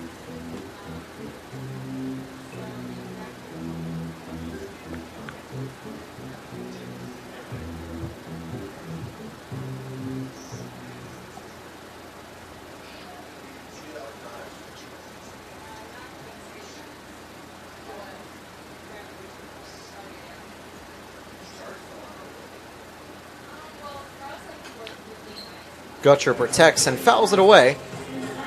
Count stays 2-2.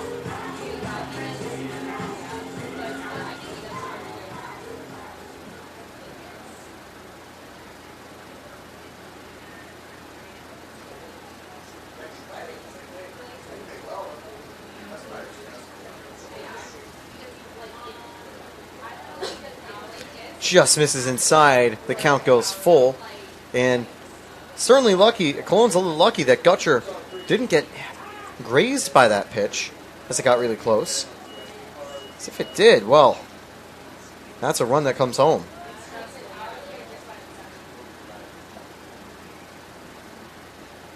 The payoff pitch with the bases loaded. Gutcher sends this one to the outfield. It's caught to end the inning. So Cologne gets out of the bases loaded jam with that one out. And that'll end the inning. Tampa, however, does bring home another run. Holding on to a 6-2 lead. We'll be back with more Spartans baseball right after this.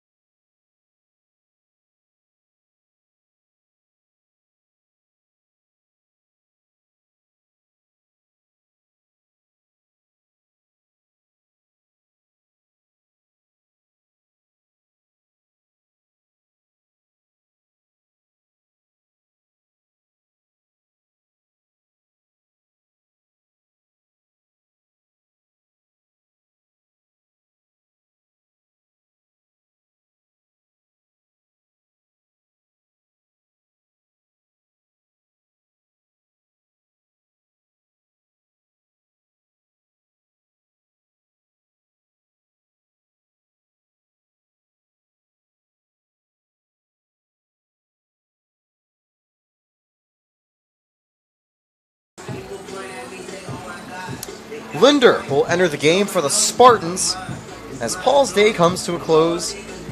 I think definitely a little earlier than it should have. He went 5 innings with 6 strikeouts, and the only 2 hits came in an inning where there was a single and a home run, which is a bit of a shame. However, Linder, solid reliever you can pull in a spot like this. He's at a 2.30 ERA, 15 2/3 innings pitched, 12 strikeouts to 5 walks. And he's going to be tasked with keeping the Spartans' lead in the Spartans' hands. White, Gelwick, and Ballard due up for the Tritons.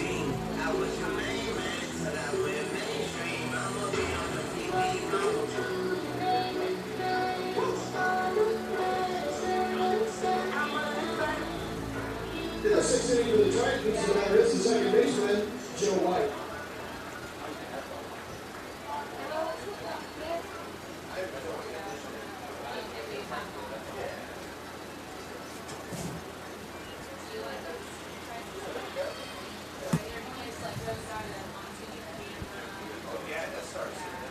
Linder's first pitch taken for strike one. Mike grounded out back in the third inning. So we get started here in the top of the sixth.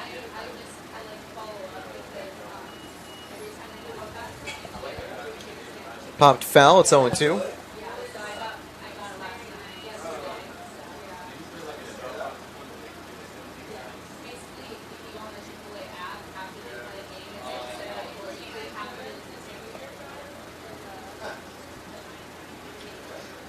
Taken outside, 1-2.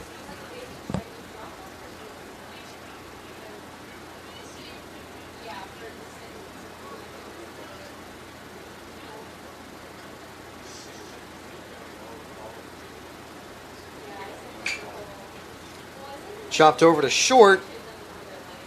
Urso had to double set his glove quickly, but makes the throw in time. One away. That brings up Gelwick, who's 1 for 2 from the top of the order. He had the first base hit back in the fourth inning.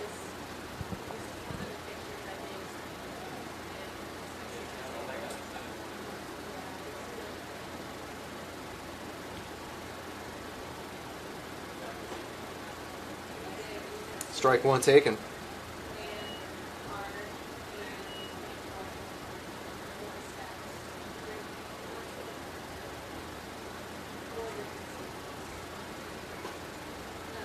Strike two taken.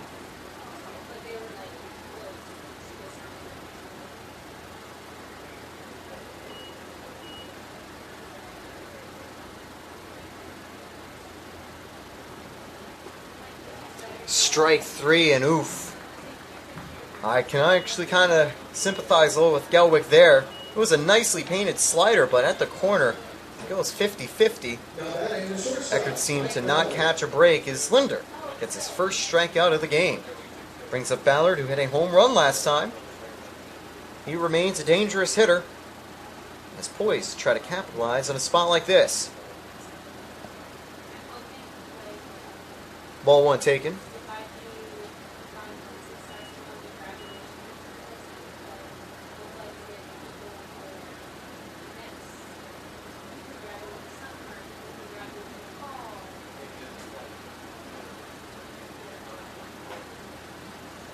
Count goes 1-1.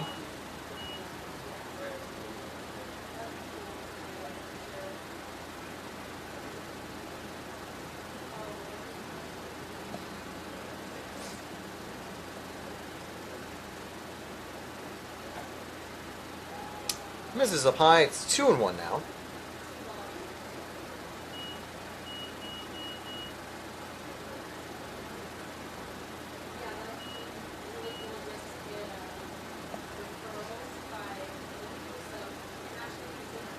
Strike two, and now it's a 2-2 count.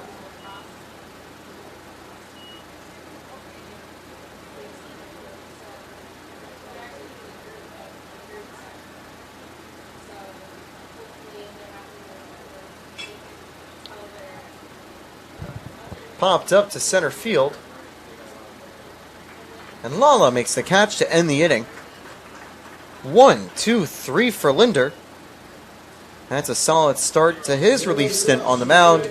Spartans still lead 6-2, entering the bottom of the sixth.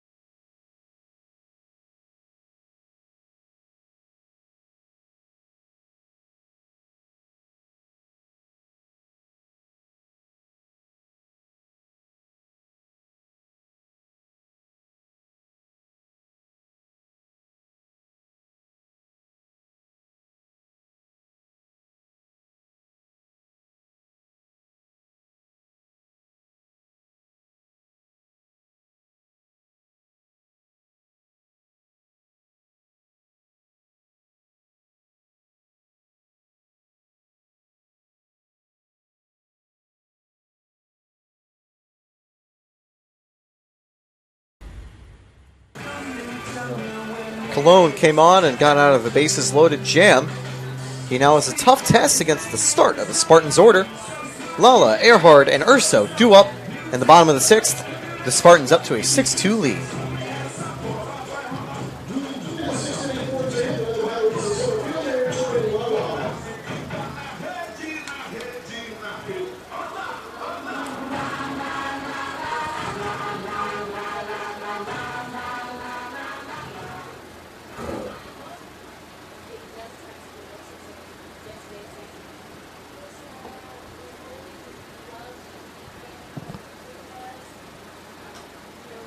Ball one just missing outside. Lala finally got aboard with an RBI single back in the 4th inning.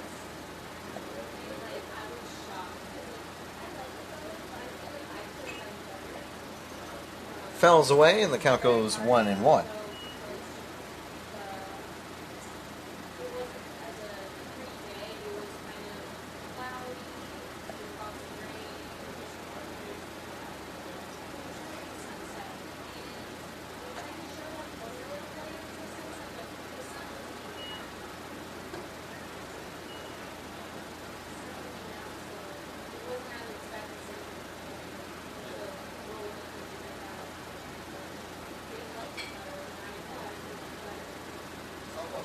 Fouled away. Count goes 2-2.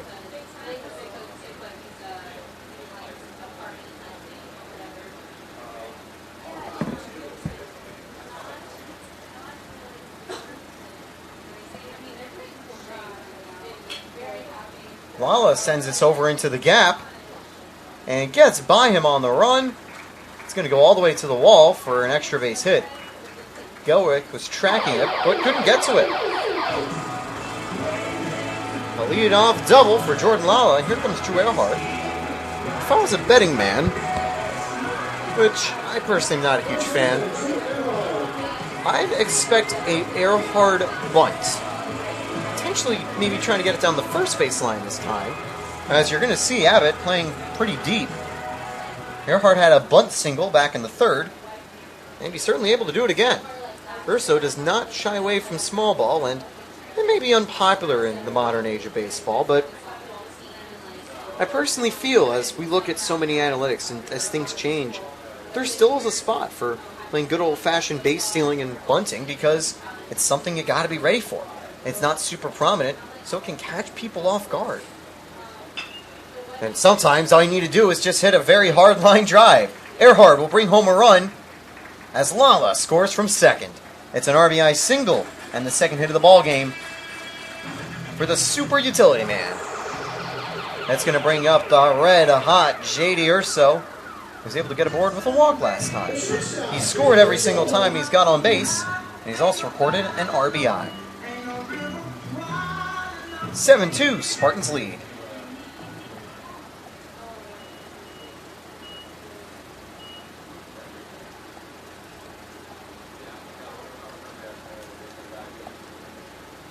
He didn't offer. They were quickly checking again with Jernigan.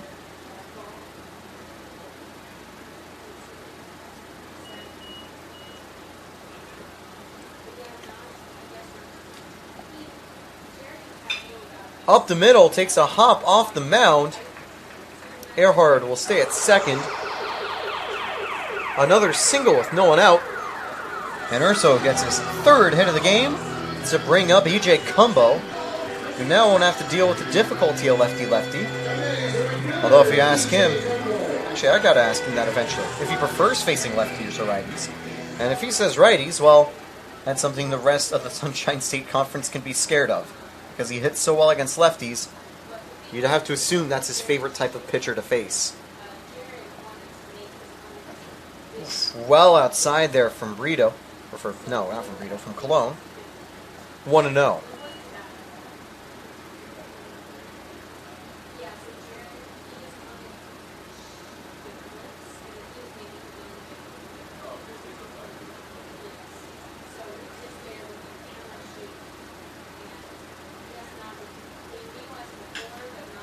Sent to center field, has some power and distance, and drops at the wall. It's going to actually stay in place, so it'll load the bases. Wasn't too far away from being a ground rule double, I think.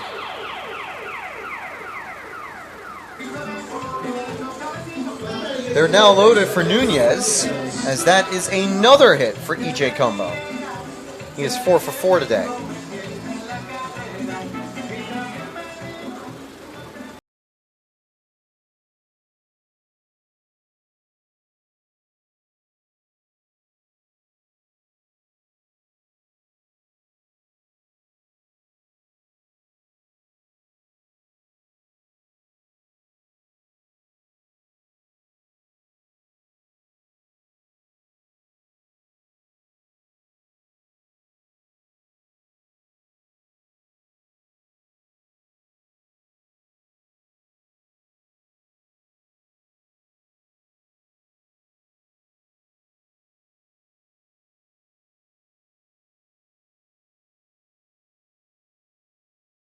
Probably off the cards here. With a more comfortable lead, I don't think Urso's going to be that risky. But Nunez now batting lefty for the first time today. He always runs as a switch hitter, so he'll take advantage of the opposite-handedness.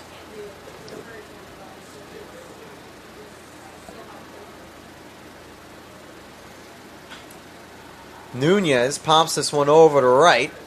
It's deep, but caught. 2 runners tag up. Eckerd scores. Urso heads to third. 1 away and an 8-2 Spartans lead. Second sacrifice of the game for Nunez, and this one brings home an RBI. That'll bring up Jamarcus Lyons. 2 for 3. Recently had a perfect double in his last at bat. The next 2 batters are combined 0 for 5, so I would not be surprised if Cologne is maybe a little more cautious pitching against Lions. Strike 1 with the high slider.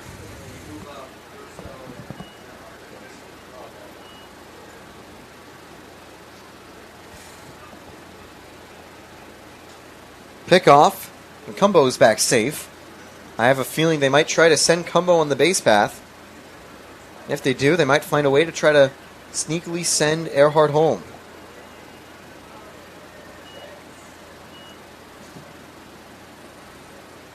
Tuno misses inside.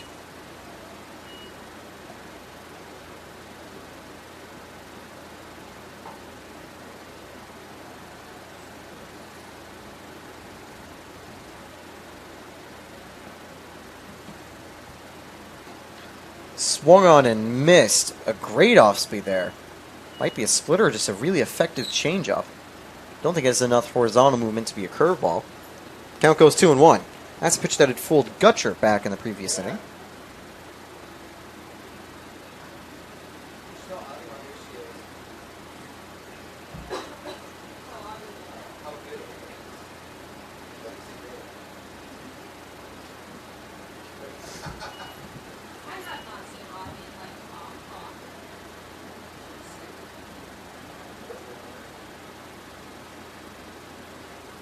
Runner goes. And that one actually chopped. And oh, that gets over the first baseman's glove. It's hard to tell. It almost looked like it was going to go foul. But it takes a really weird hop that Andrew can't get on top of. To see, I don't think that's going to be graded as an error. That would probably be a little unfair to Andrew if it was, honestly. It's going to be the 15th hit of the game for the Spartans as they take a 9-2 lead.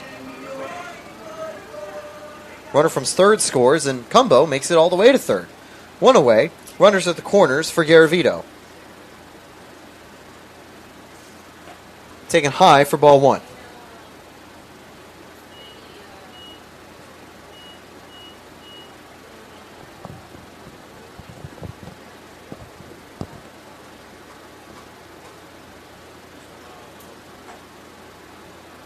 Two and 0.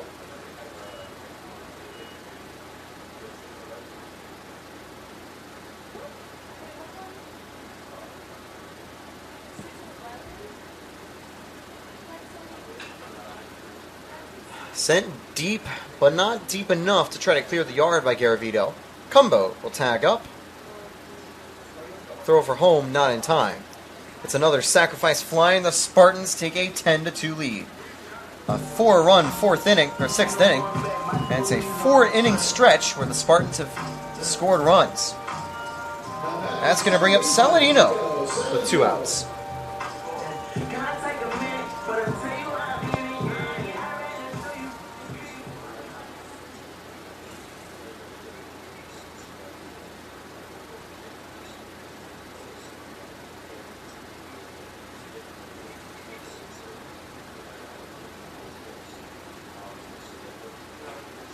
Swung on and missed. The fastball going for strike 1.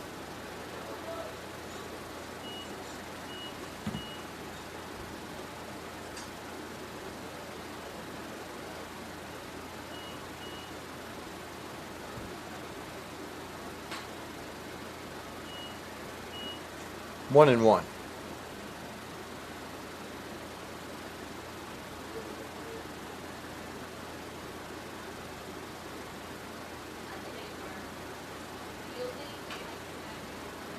Fouled away, it's 1 and 2.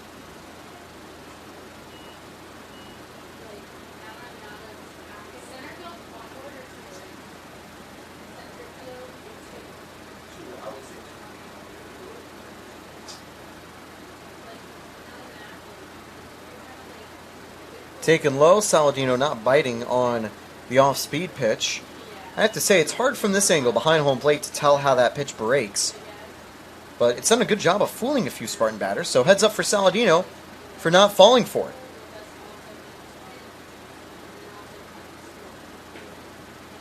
Goes at it again. It's full count now. On deck is Gutcher. There's also activity in the Eckerd bullpen. I think certainly this will be Cologne's game finished if you can get this final out.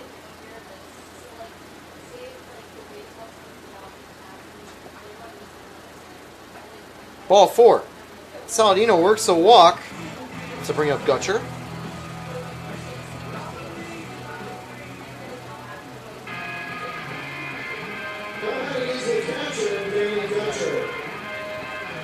He's 1 for 2 in his duels against his old team. He also had a walk earlier. It was his first at-bat against Cologne that he popped out to end the inning. Actually, it was close to a flyout. But now he's got 2 runners again and 2 outs. Almost the same spot that the previous inning had ended. The difference is the runner that would have been on third already scored. Takes the slider for ball 1.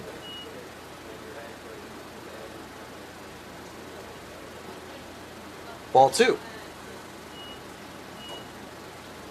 I have to say, I do wonder how long Cologne can go. He's already on 32 and 34, if you count the at-bat pitches.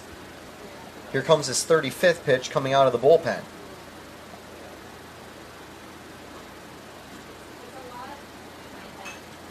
Gutcher sends this one to right. And it's caught on the run. Doesn't get past Collier. That'll end the inning. So 4 runs come home for the Spartans. Even though 2 get stranded, they hold on to a very comfortable 10-2 lead, entering the top of the 7th.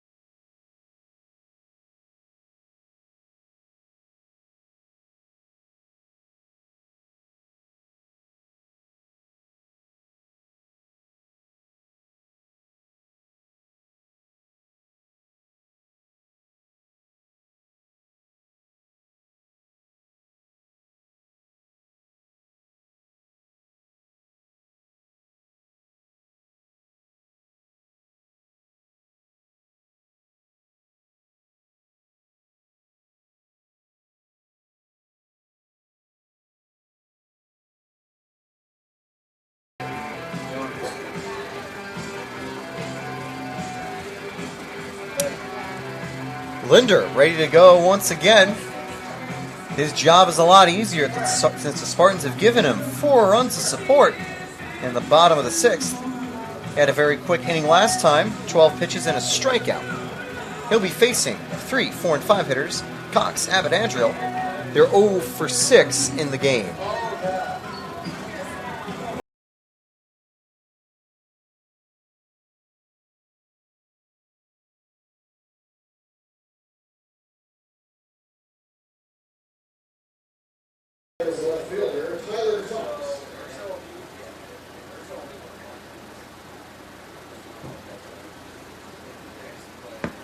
Cox leading off.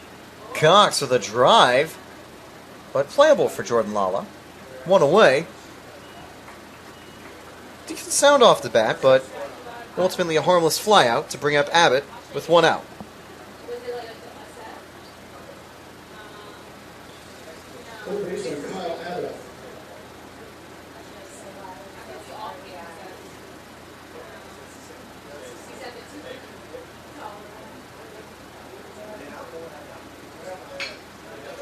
Grounded hard. Urso with the slide.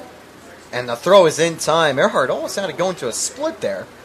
That's where his height might play a little bit of a downside. A little bit less of a reach distance. But still makes that play. And Urso with some cool, calm, and collected defense out at shortstop.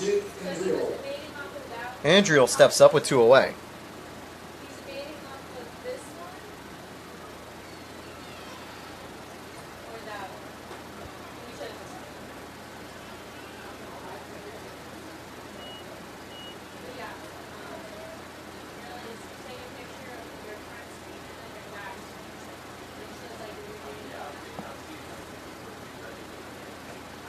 Taken outside for ball 2. Andriel had a flyout and went out to the pitcher in his previous at bat.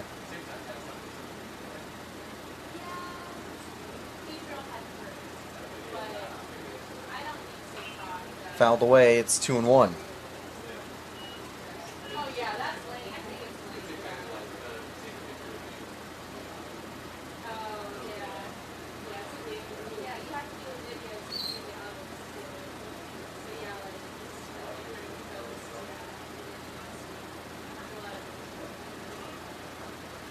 Three and 1 now.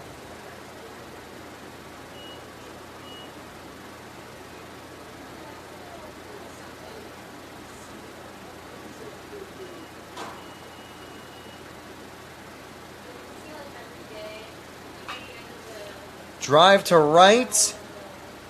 And it's a 1, 2, 3 for Linder. A solid start for him in relief. He's got 6 straight outs. As we enter the bottom of the 7th, we'll take a quick stretch. The Spartans lead 10-2. Champions know how to seize opportunities. When they see moments of greatness unfold right before their eyes, they push as hard as they possibly can. And then they push harder. Because the heart of a champion never settles, never quits, and never stops giving its all. We are champions. We are Division II.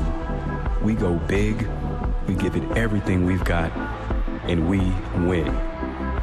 On the field, on our campuses, in our communities, for our causes, in our careers. We rise to become champions in everything we do. We are Division II, and there are no limits here. We make our time count. We set our own path. We become champions on our terms. It's time to up your game, because we're here to play and learn.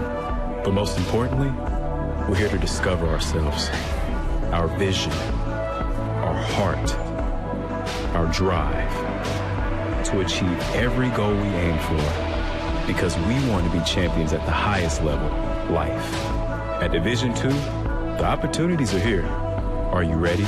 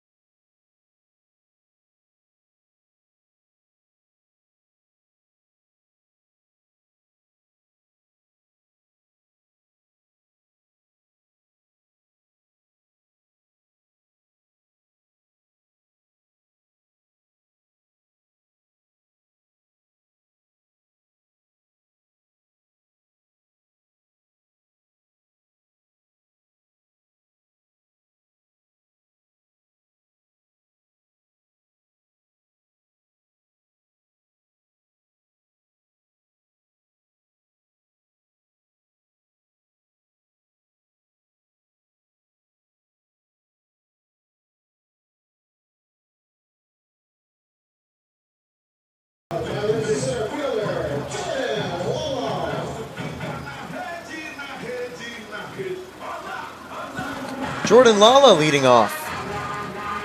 The lefty with a double last time. I'll say it, he's a triple and home run away from the cycle. He's got the speed for a triple. Just needs to find the gap. He's going to take this first pitch from McIntosh outside for ball one. He was missing, I think, that curveball that time.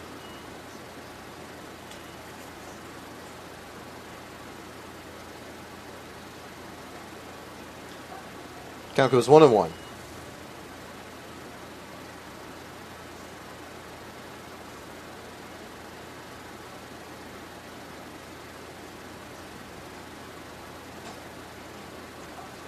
One and two, landing on the outside corner.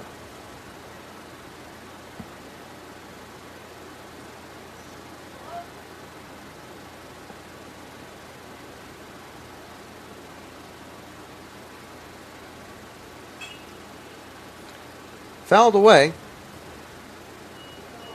1-2. Oh, yeah?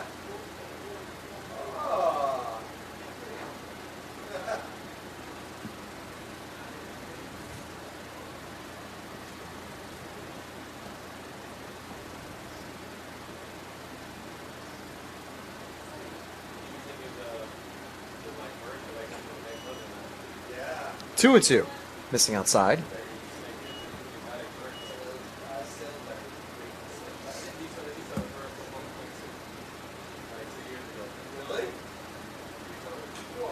Fouls off of his leg there. He's all right, though. The count stays 2-2. And just a reminder again, these two teams will be back at it tomorrow. You can catch us at 1 p.m. I'll be joined alongside Jack Ike, in case you've been missing his voice today. Lala with a perfect grounder down the line. He can turn this for extra bases. It's a leadoff double as it just gets by Abbott's glove. I think you really can't put a ground ball more perfectly than that.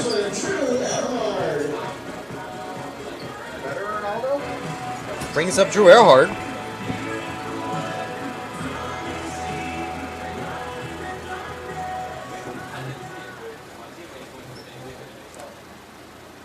Eckerd, 2 singles, also brought home an RBI back in the previous inning.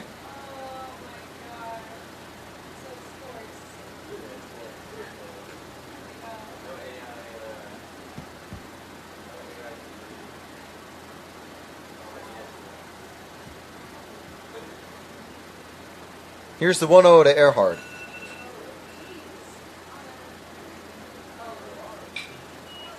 Eckerd pops this one up. Both players tracking in the outfield.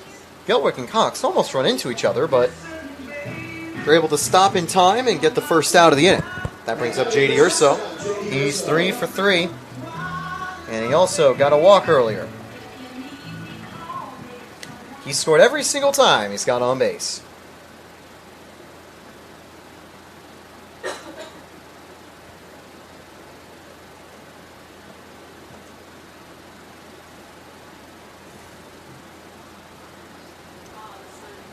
Strike one taken.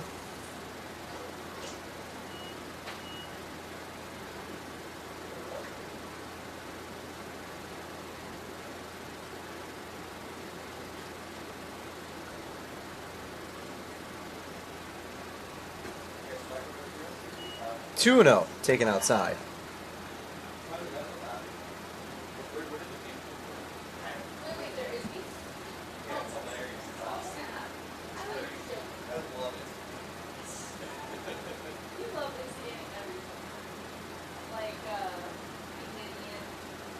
Three and 0. Urso has now got a head in the count, and I have a feeling he's going to get ball 4 up next, which will bring up the dangerous EJ Cumbo. But the big thing is it'll put a runner aboard for a double play opportunity. Or no, maybe Urso is going to find the exact pitch he wants. Adios! A 2-run shot for J.D. Urso. I think we all could tell right off the bat. And the Spartans are up to an 12-2 lead.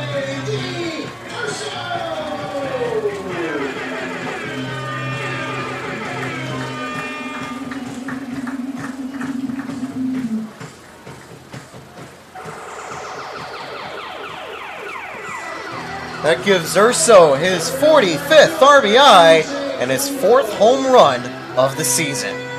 A moonshot to secure the advantage. At this point, should be more than enough for the Spartans' victory. Eckerd also running out of time. They'll have just 6 outs to play with once they get these next 2 outs here. And it's not a guarantee to get E.J. Cumbo out. It's going to take strike 1 after the first pitch went for ball 1.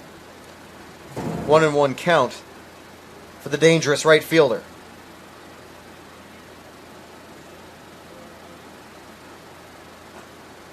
Strike 2, it's 1-2.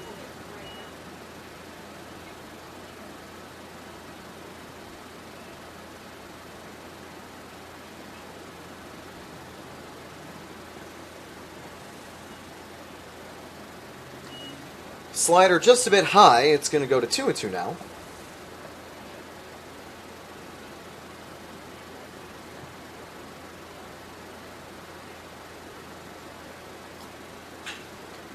This time Cumbo drives it to center field. Has some distance, but going to be caught by the warning track by Gelwick. 2 away. It's Cumbo's first out of the game. And that brings up Anthony Nunez.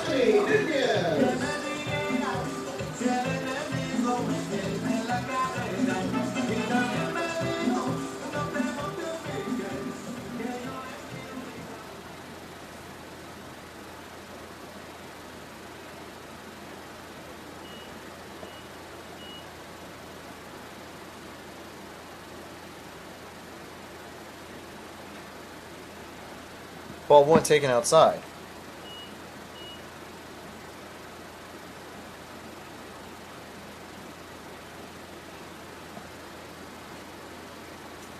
Two 0.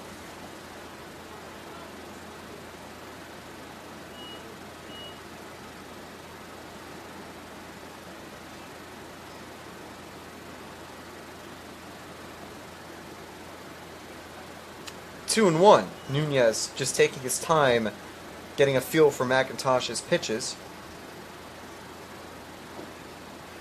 Brought home an RBI and a sacrifice fly last time. He's actually had 2 sacrifices in the game. The count goes 2-2. So this breaking ball gets outside.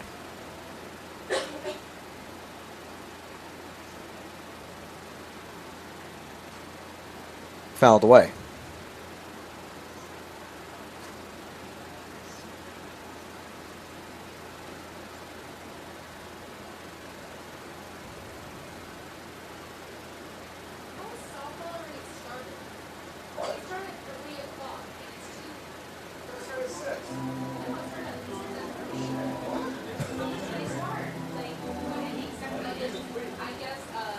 Two 2.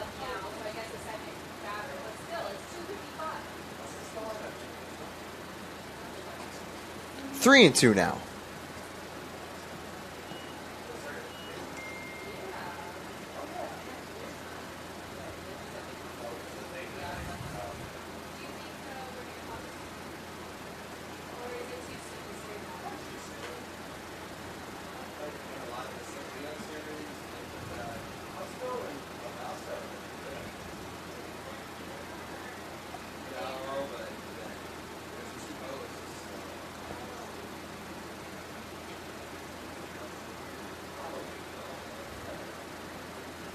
Swung on and missed.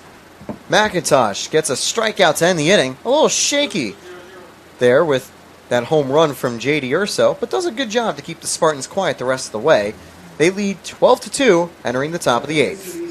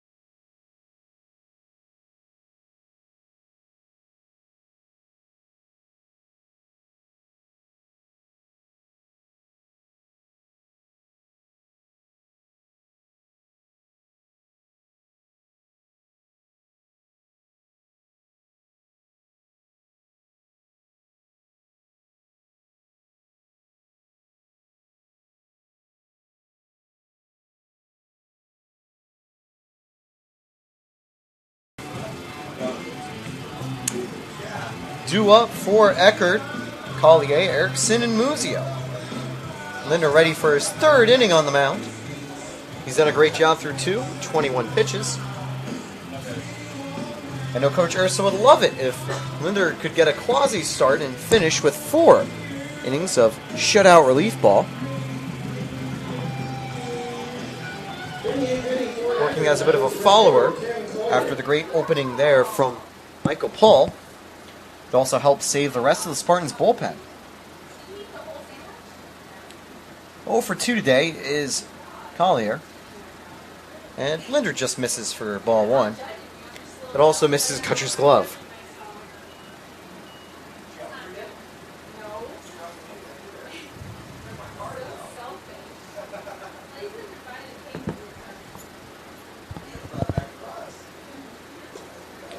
Ball 2 going up high.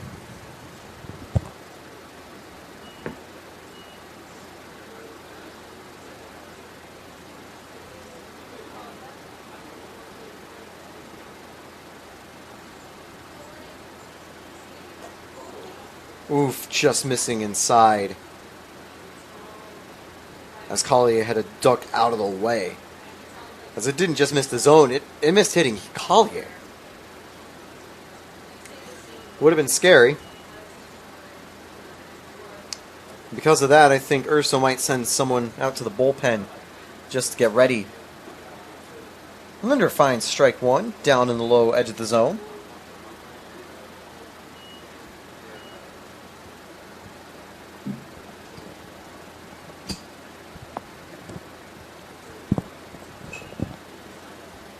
Fouled away and the count is full.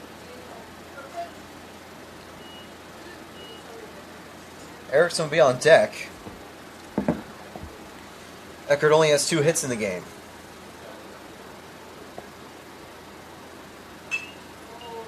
This won't be hit number 3 as Saladino makes a quick little jump for the catch at second.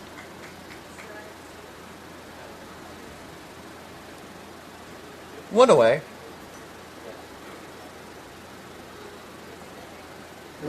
Erickson struck out in the 3rd and 5th. He has a chance here in the top of the 8th. No one out. Or with 1 out.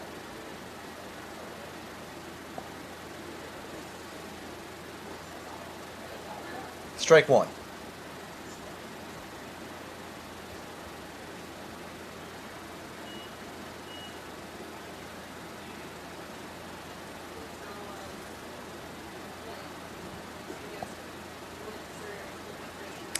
Count goes 1-1 here for Erickson.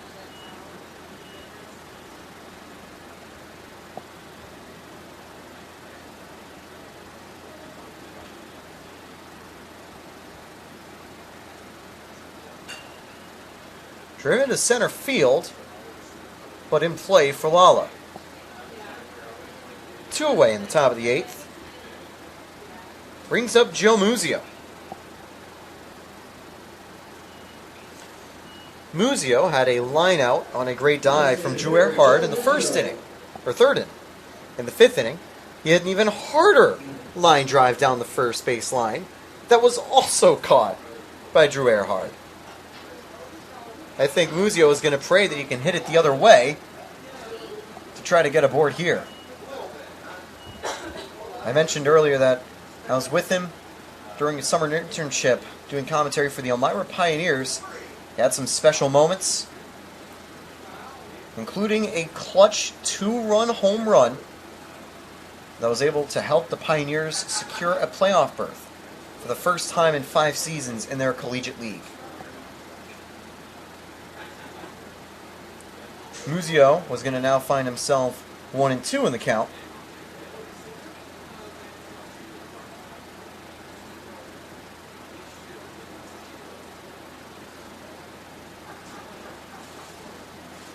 Two and 2. Might be 1-2 actually if I missed a pitch. Muzio this season hitting under 200, but he's always more of an on-base guy. He has a .320 on-base percentage. And he knows how to work longer counts. As he's going to send this one blooped over to the left, and Lions on a running catch will get the final out of the inning. Linder has gone through 9 batters and no one has reached base. We'll enter the bottom of the 8th. Spartans in a commanding lead.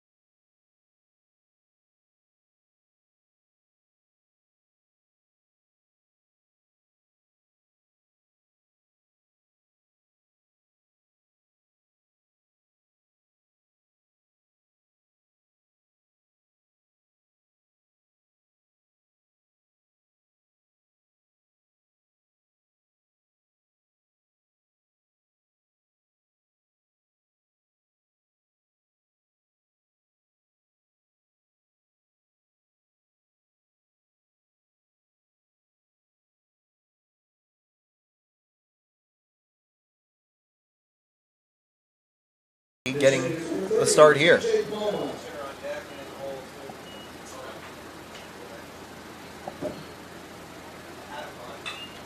Palma's going to send this one into the gap. It stays in the air long enough, though, and Cox will get the first out of the inning. Tough for Palma, but get some good contact to open up the bottom of the 8th. The lefty power hitter, Adam Hunt, enters the game. He's replacing Santiago Garavito. Hunt has 2 RBIs this season. Slower time at the plate as he continues to develop and get settled in as a Spartan. Hunt takes his first pitch outside for ball 1. Jorgensen is taking some more swings. He'll be replacing Saladino with this next at bat.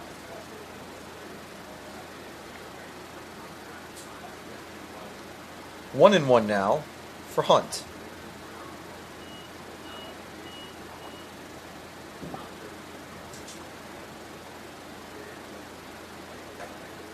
One and two.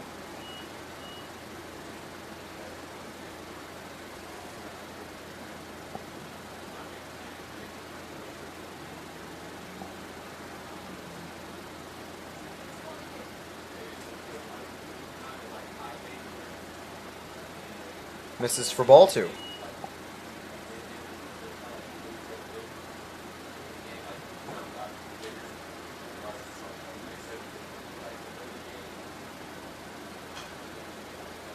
Fouled away, and the count stays 2-2 for Hunt.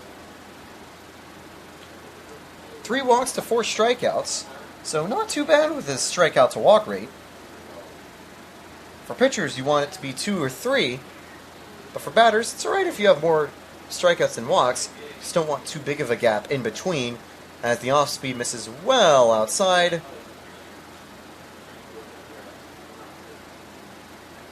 to make the count full.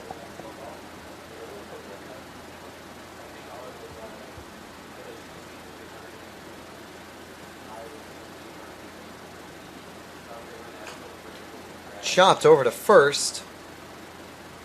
That'll be out number 2. 84 degrees with a 93 real fuel. As that brings up Jorgensen.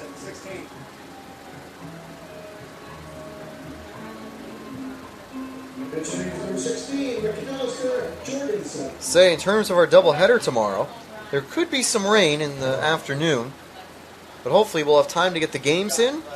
Be tuned if there's an early start, or stay tuned if there's an early start or any other changes in terms to scheduling. But we should be able to see you at the normal time. 0-1 now to Jorgensen. 1 hit and 11 plate appearances. He's had 1 game started with 10 coming off the bench. He's frequently as a pinch hitter and also a fielder or runner sometimes.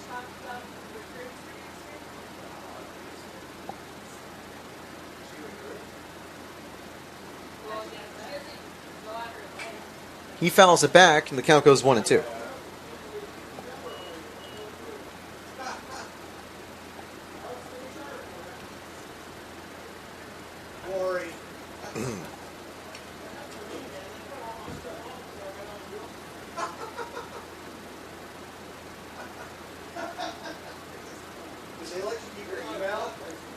Outside 2-2.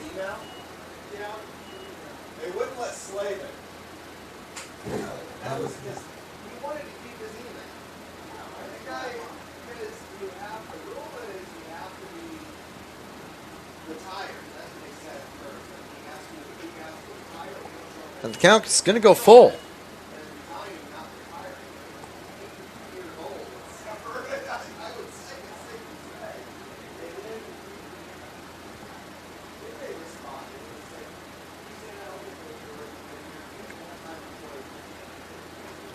Ball 4, Jorgensen draws a walk. Second of the season. And another change will be made. It's Luis Rodriguez entering the game for Danny Gutcher. We have to assume they'll make another change behind home plate afterwards, too. Rodriguez hitting .289 with a .408 on base percentage and .421 slugging. The FGCU transfer is good at getting on base and also good at needing an ice pack. He's actually had a game record at Florida Gulf Coast with 4 hit-by pitches in a single game against North Dakota State. In a game like that, you know it's not skill issues of control. It's got to be something personal if you're getting hit 4 times in a single game. Foul back. Count goes 1-1 for Rodriguez. The Spartans are currently averaging .500 with 2 outs, have 6 hits on 12 at-bats. They're really hitting well in the clutch, as they've brought home 12 runs on 17 hits. They have left 8 on board, but they've made up more than enough already. Lala's day will be done as well. Cadenas is ready as a pinch hitter, but he'd certainly be a defensive replacement, if not a pinch hitter here. The 0-2. Swung on and missed. Koch gets a strikeout to go a pretty clean inning with that 1 walk. Top of the 9th coming up. Last chance for the Tritons. We'll be back right after this. Champions know how to seize opportunities. When they see moments of greatness unfold right before their eyes, they push as hard as they possibly can, and then they push harder. Because the heart of a champion never settles, never quits, and never stops giving its all. We are champions. We are Division II. We go big, we give it everything we've got, and we win. On the field, on our campuses, in our communities, for our causes, in our careers. We rise to become champions in everything we do. We are Division II, and there are no limits here. We make our time count. We set our own path. We become champions on our terms. It's time to up your game, because we're here to play and learn. But most importantly, we're here to discover ourselves, our vision, our heart, our drive, to achieve every goal we aim for, because we want to be champions at the highest level, life. At Division II, the opportunities are here. Are you ready?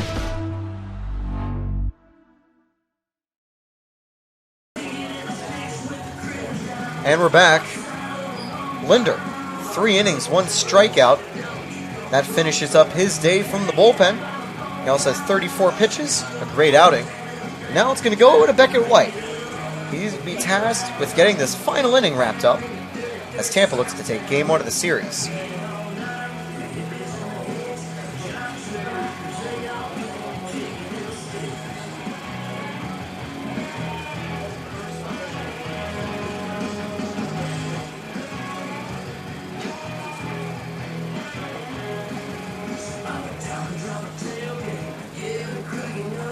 White, Gelwick, and Ballard will be the 3 due up for the top of the 9th. Last chance saloon, if you will, for the Tritons.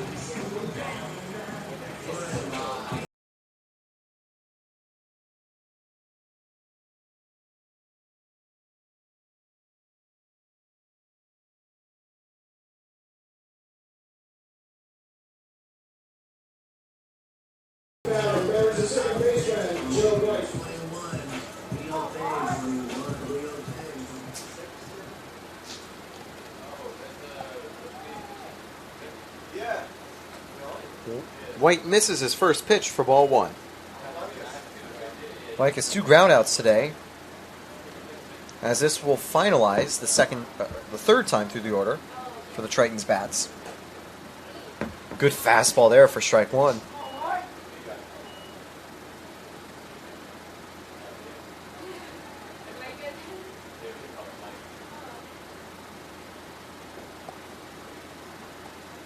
Two and 1.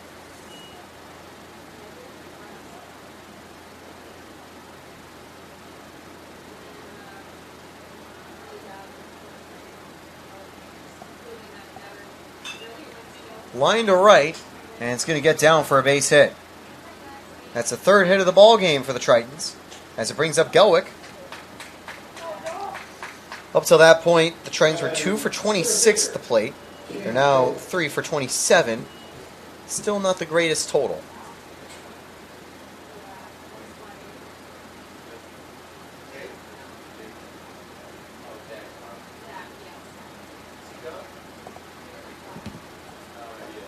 Swung on and missed for strike 1. Gelwick's single in the 4th inning led to the home run by the man on deck, Ballard. They brought home the 2 runs that Eckerd scored.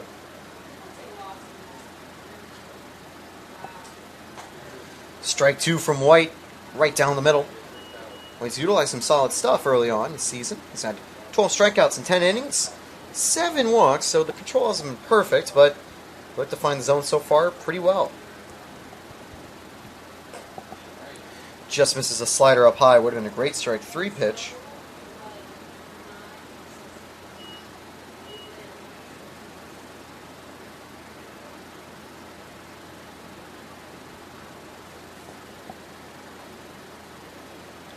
Ball 2.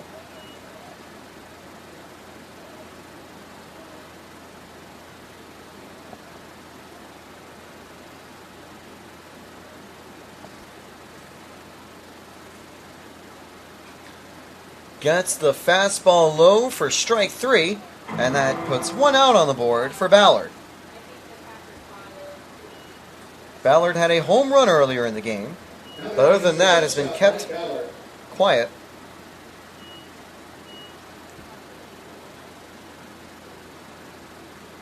The 2 RBIs were his 31st and 32nd of the season. Strike 1 taken, a strong fastball to open the at-bat.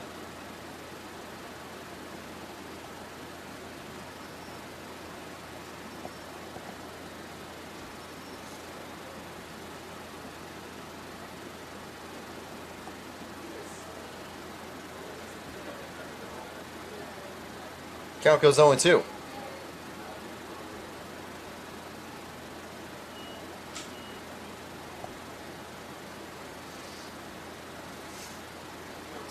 The slider rings him up for strike 3.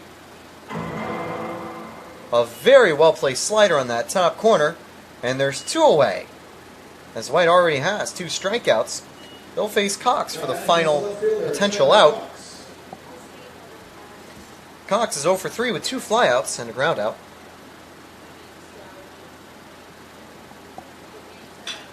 Popped up, and this should do it. I forgot to mention a few of the defensive changes, but Palma, who's out in left field, will make the catch to end the game. The Spartans take another victory, improving to 28-7 and 17-2 in conference play.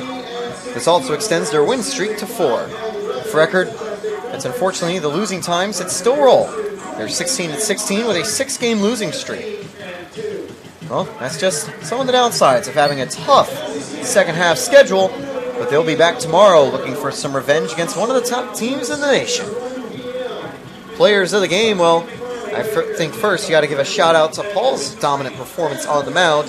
The home run was the only blemish, as he recorded 6 strikeouts, just 2 hits allowed. At the plate, though, Urso, 4 for 4 with a 2-run shot and also a double. 2 of them. Humboldt also had a great day, 4 for 5, and Lyons was getting the bat alive with 3 for 4 day, including 2 RBIs. 12-2 victory, a 17-hit day, and the Spartans are on top. Thanks again for watching. Be sure to tune in tomorrow on the Sunshine State Conference Digital Network. I'm Taylor Storthy, and hope you have a great rest of your day. Also, shout out to Ronaldo Zakiri running the show. We'll see you next time.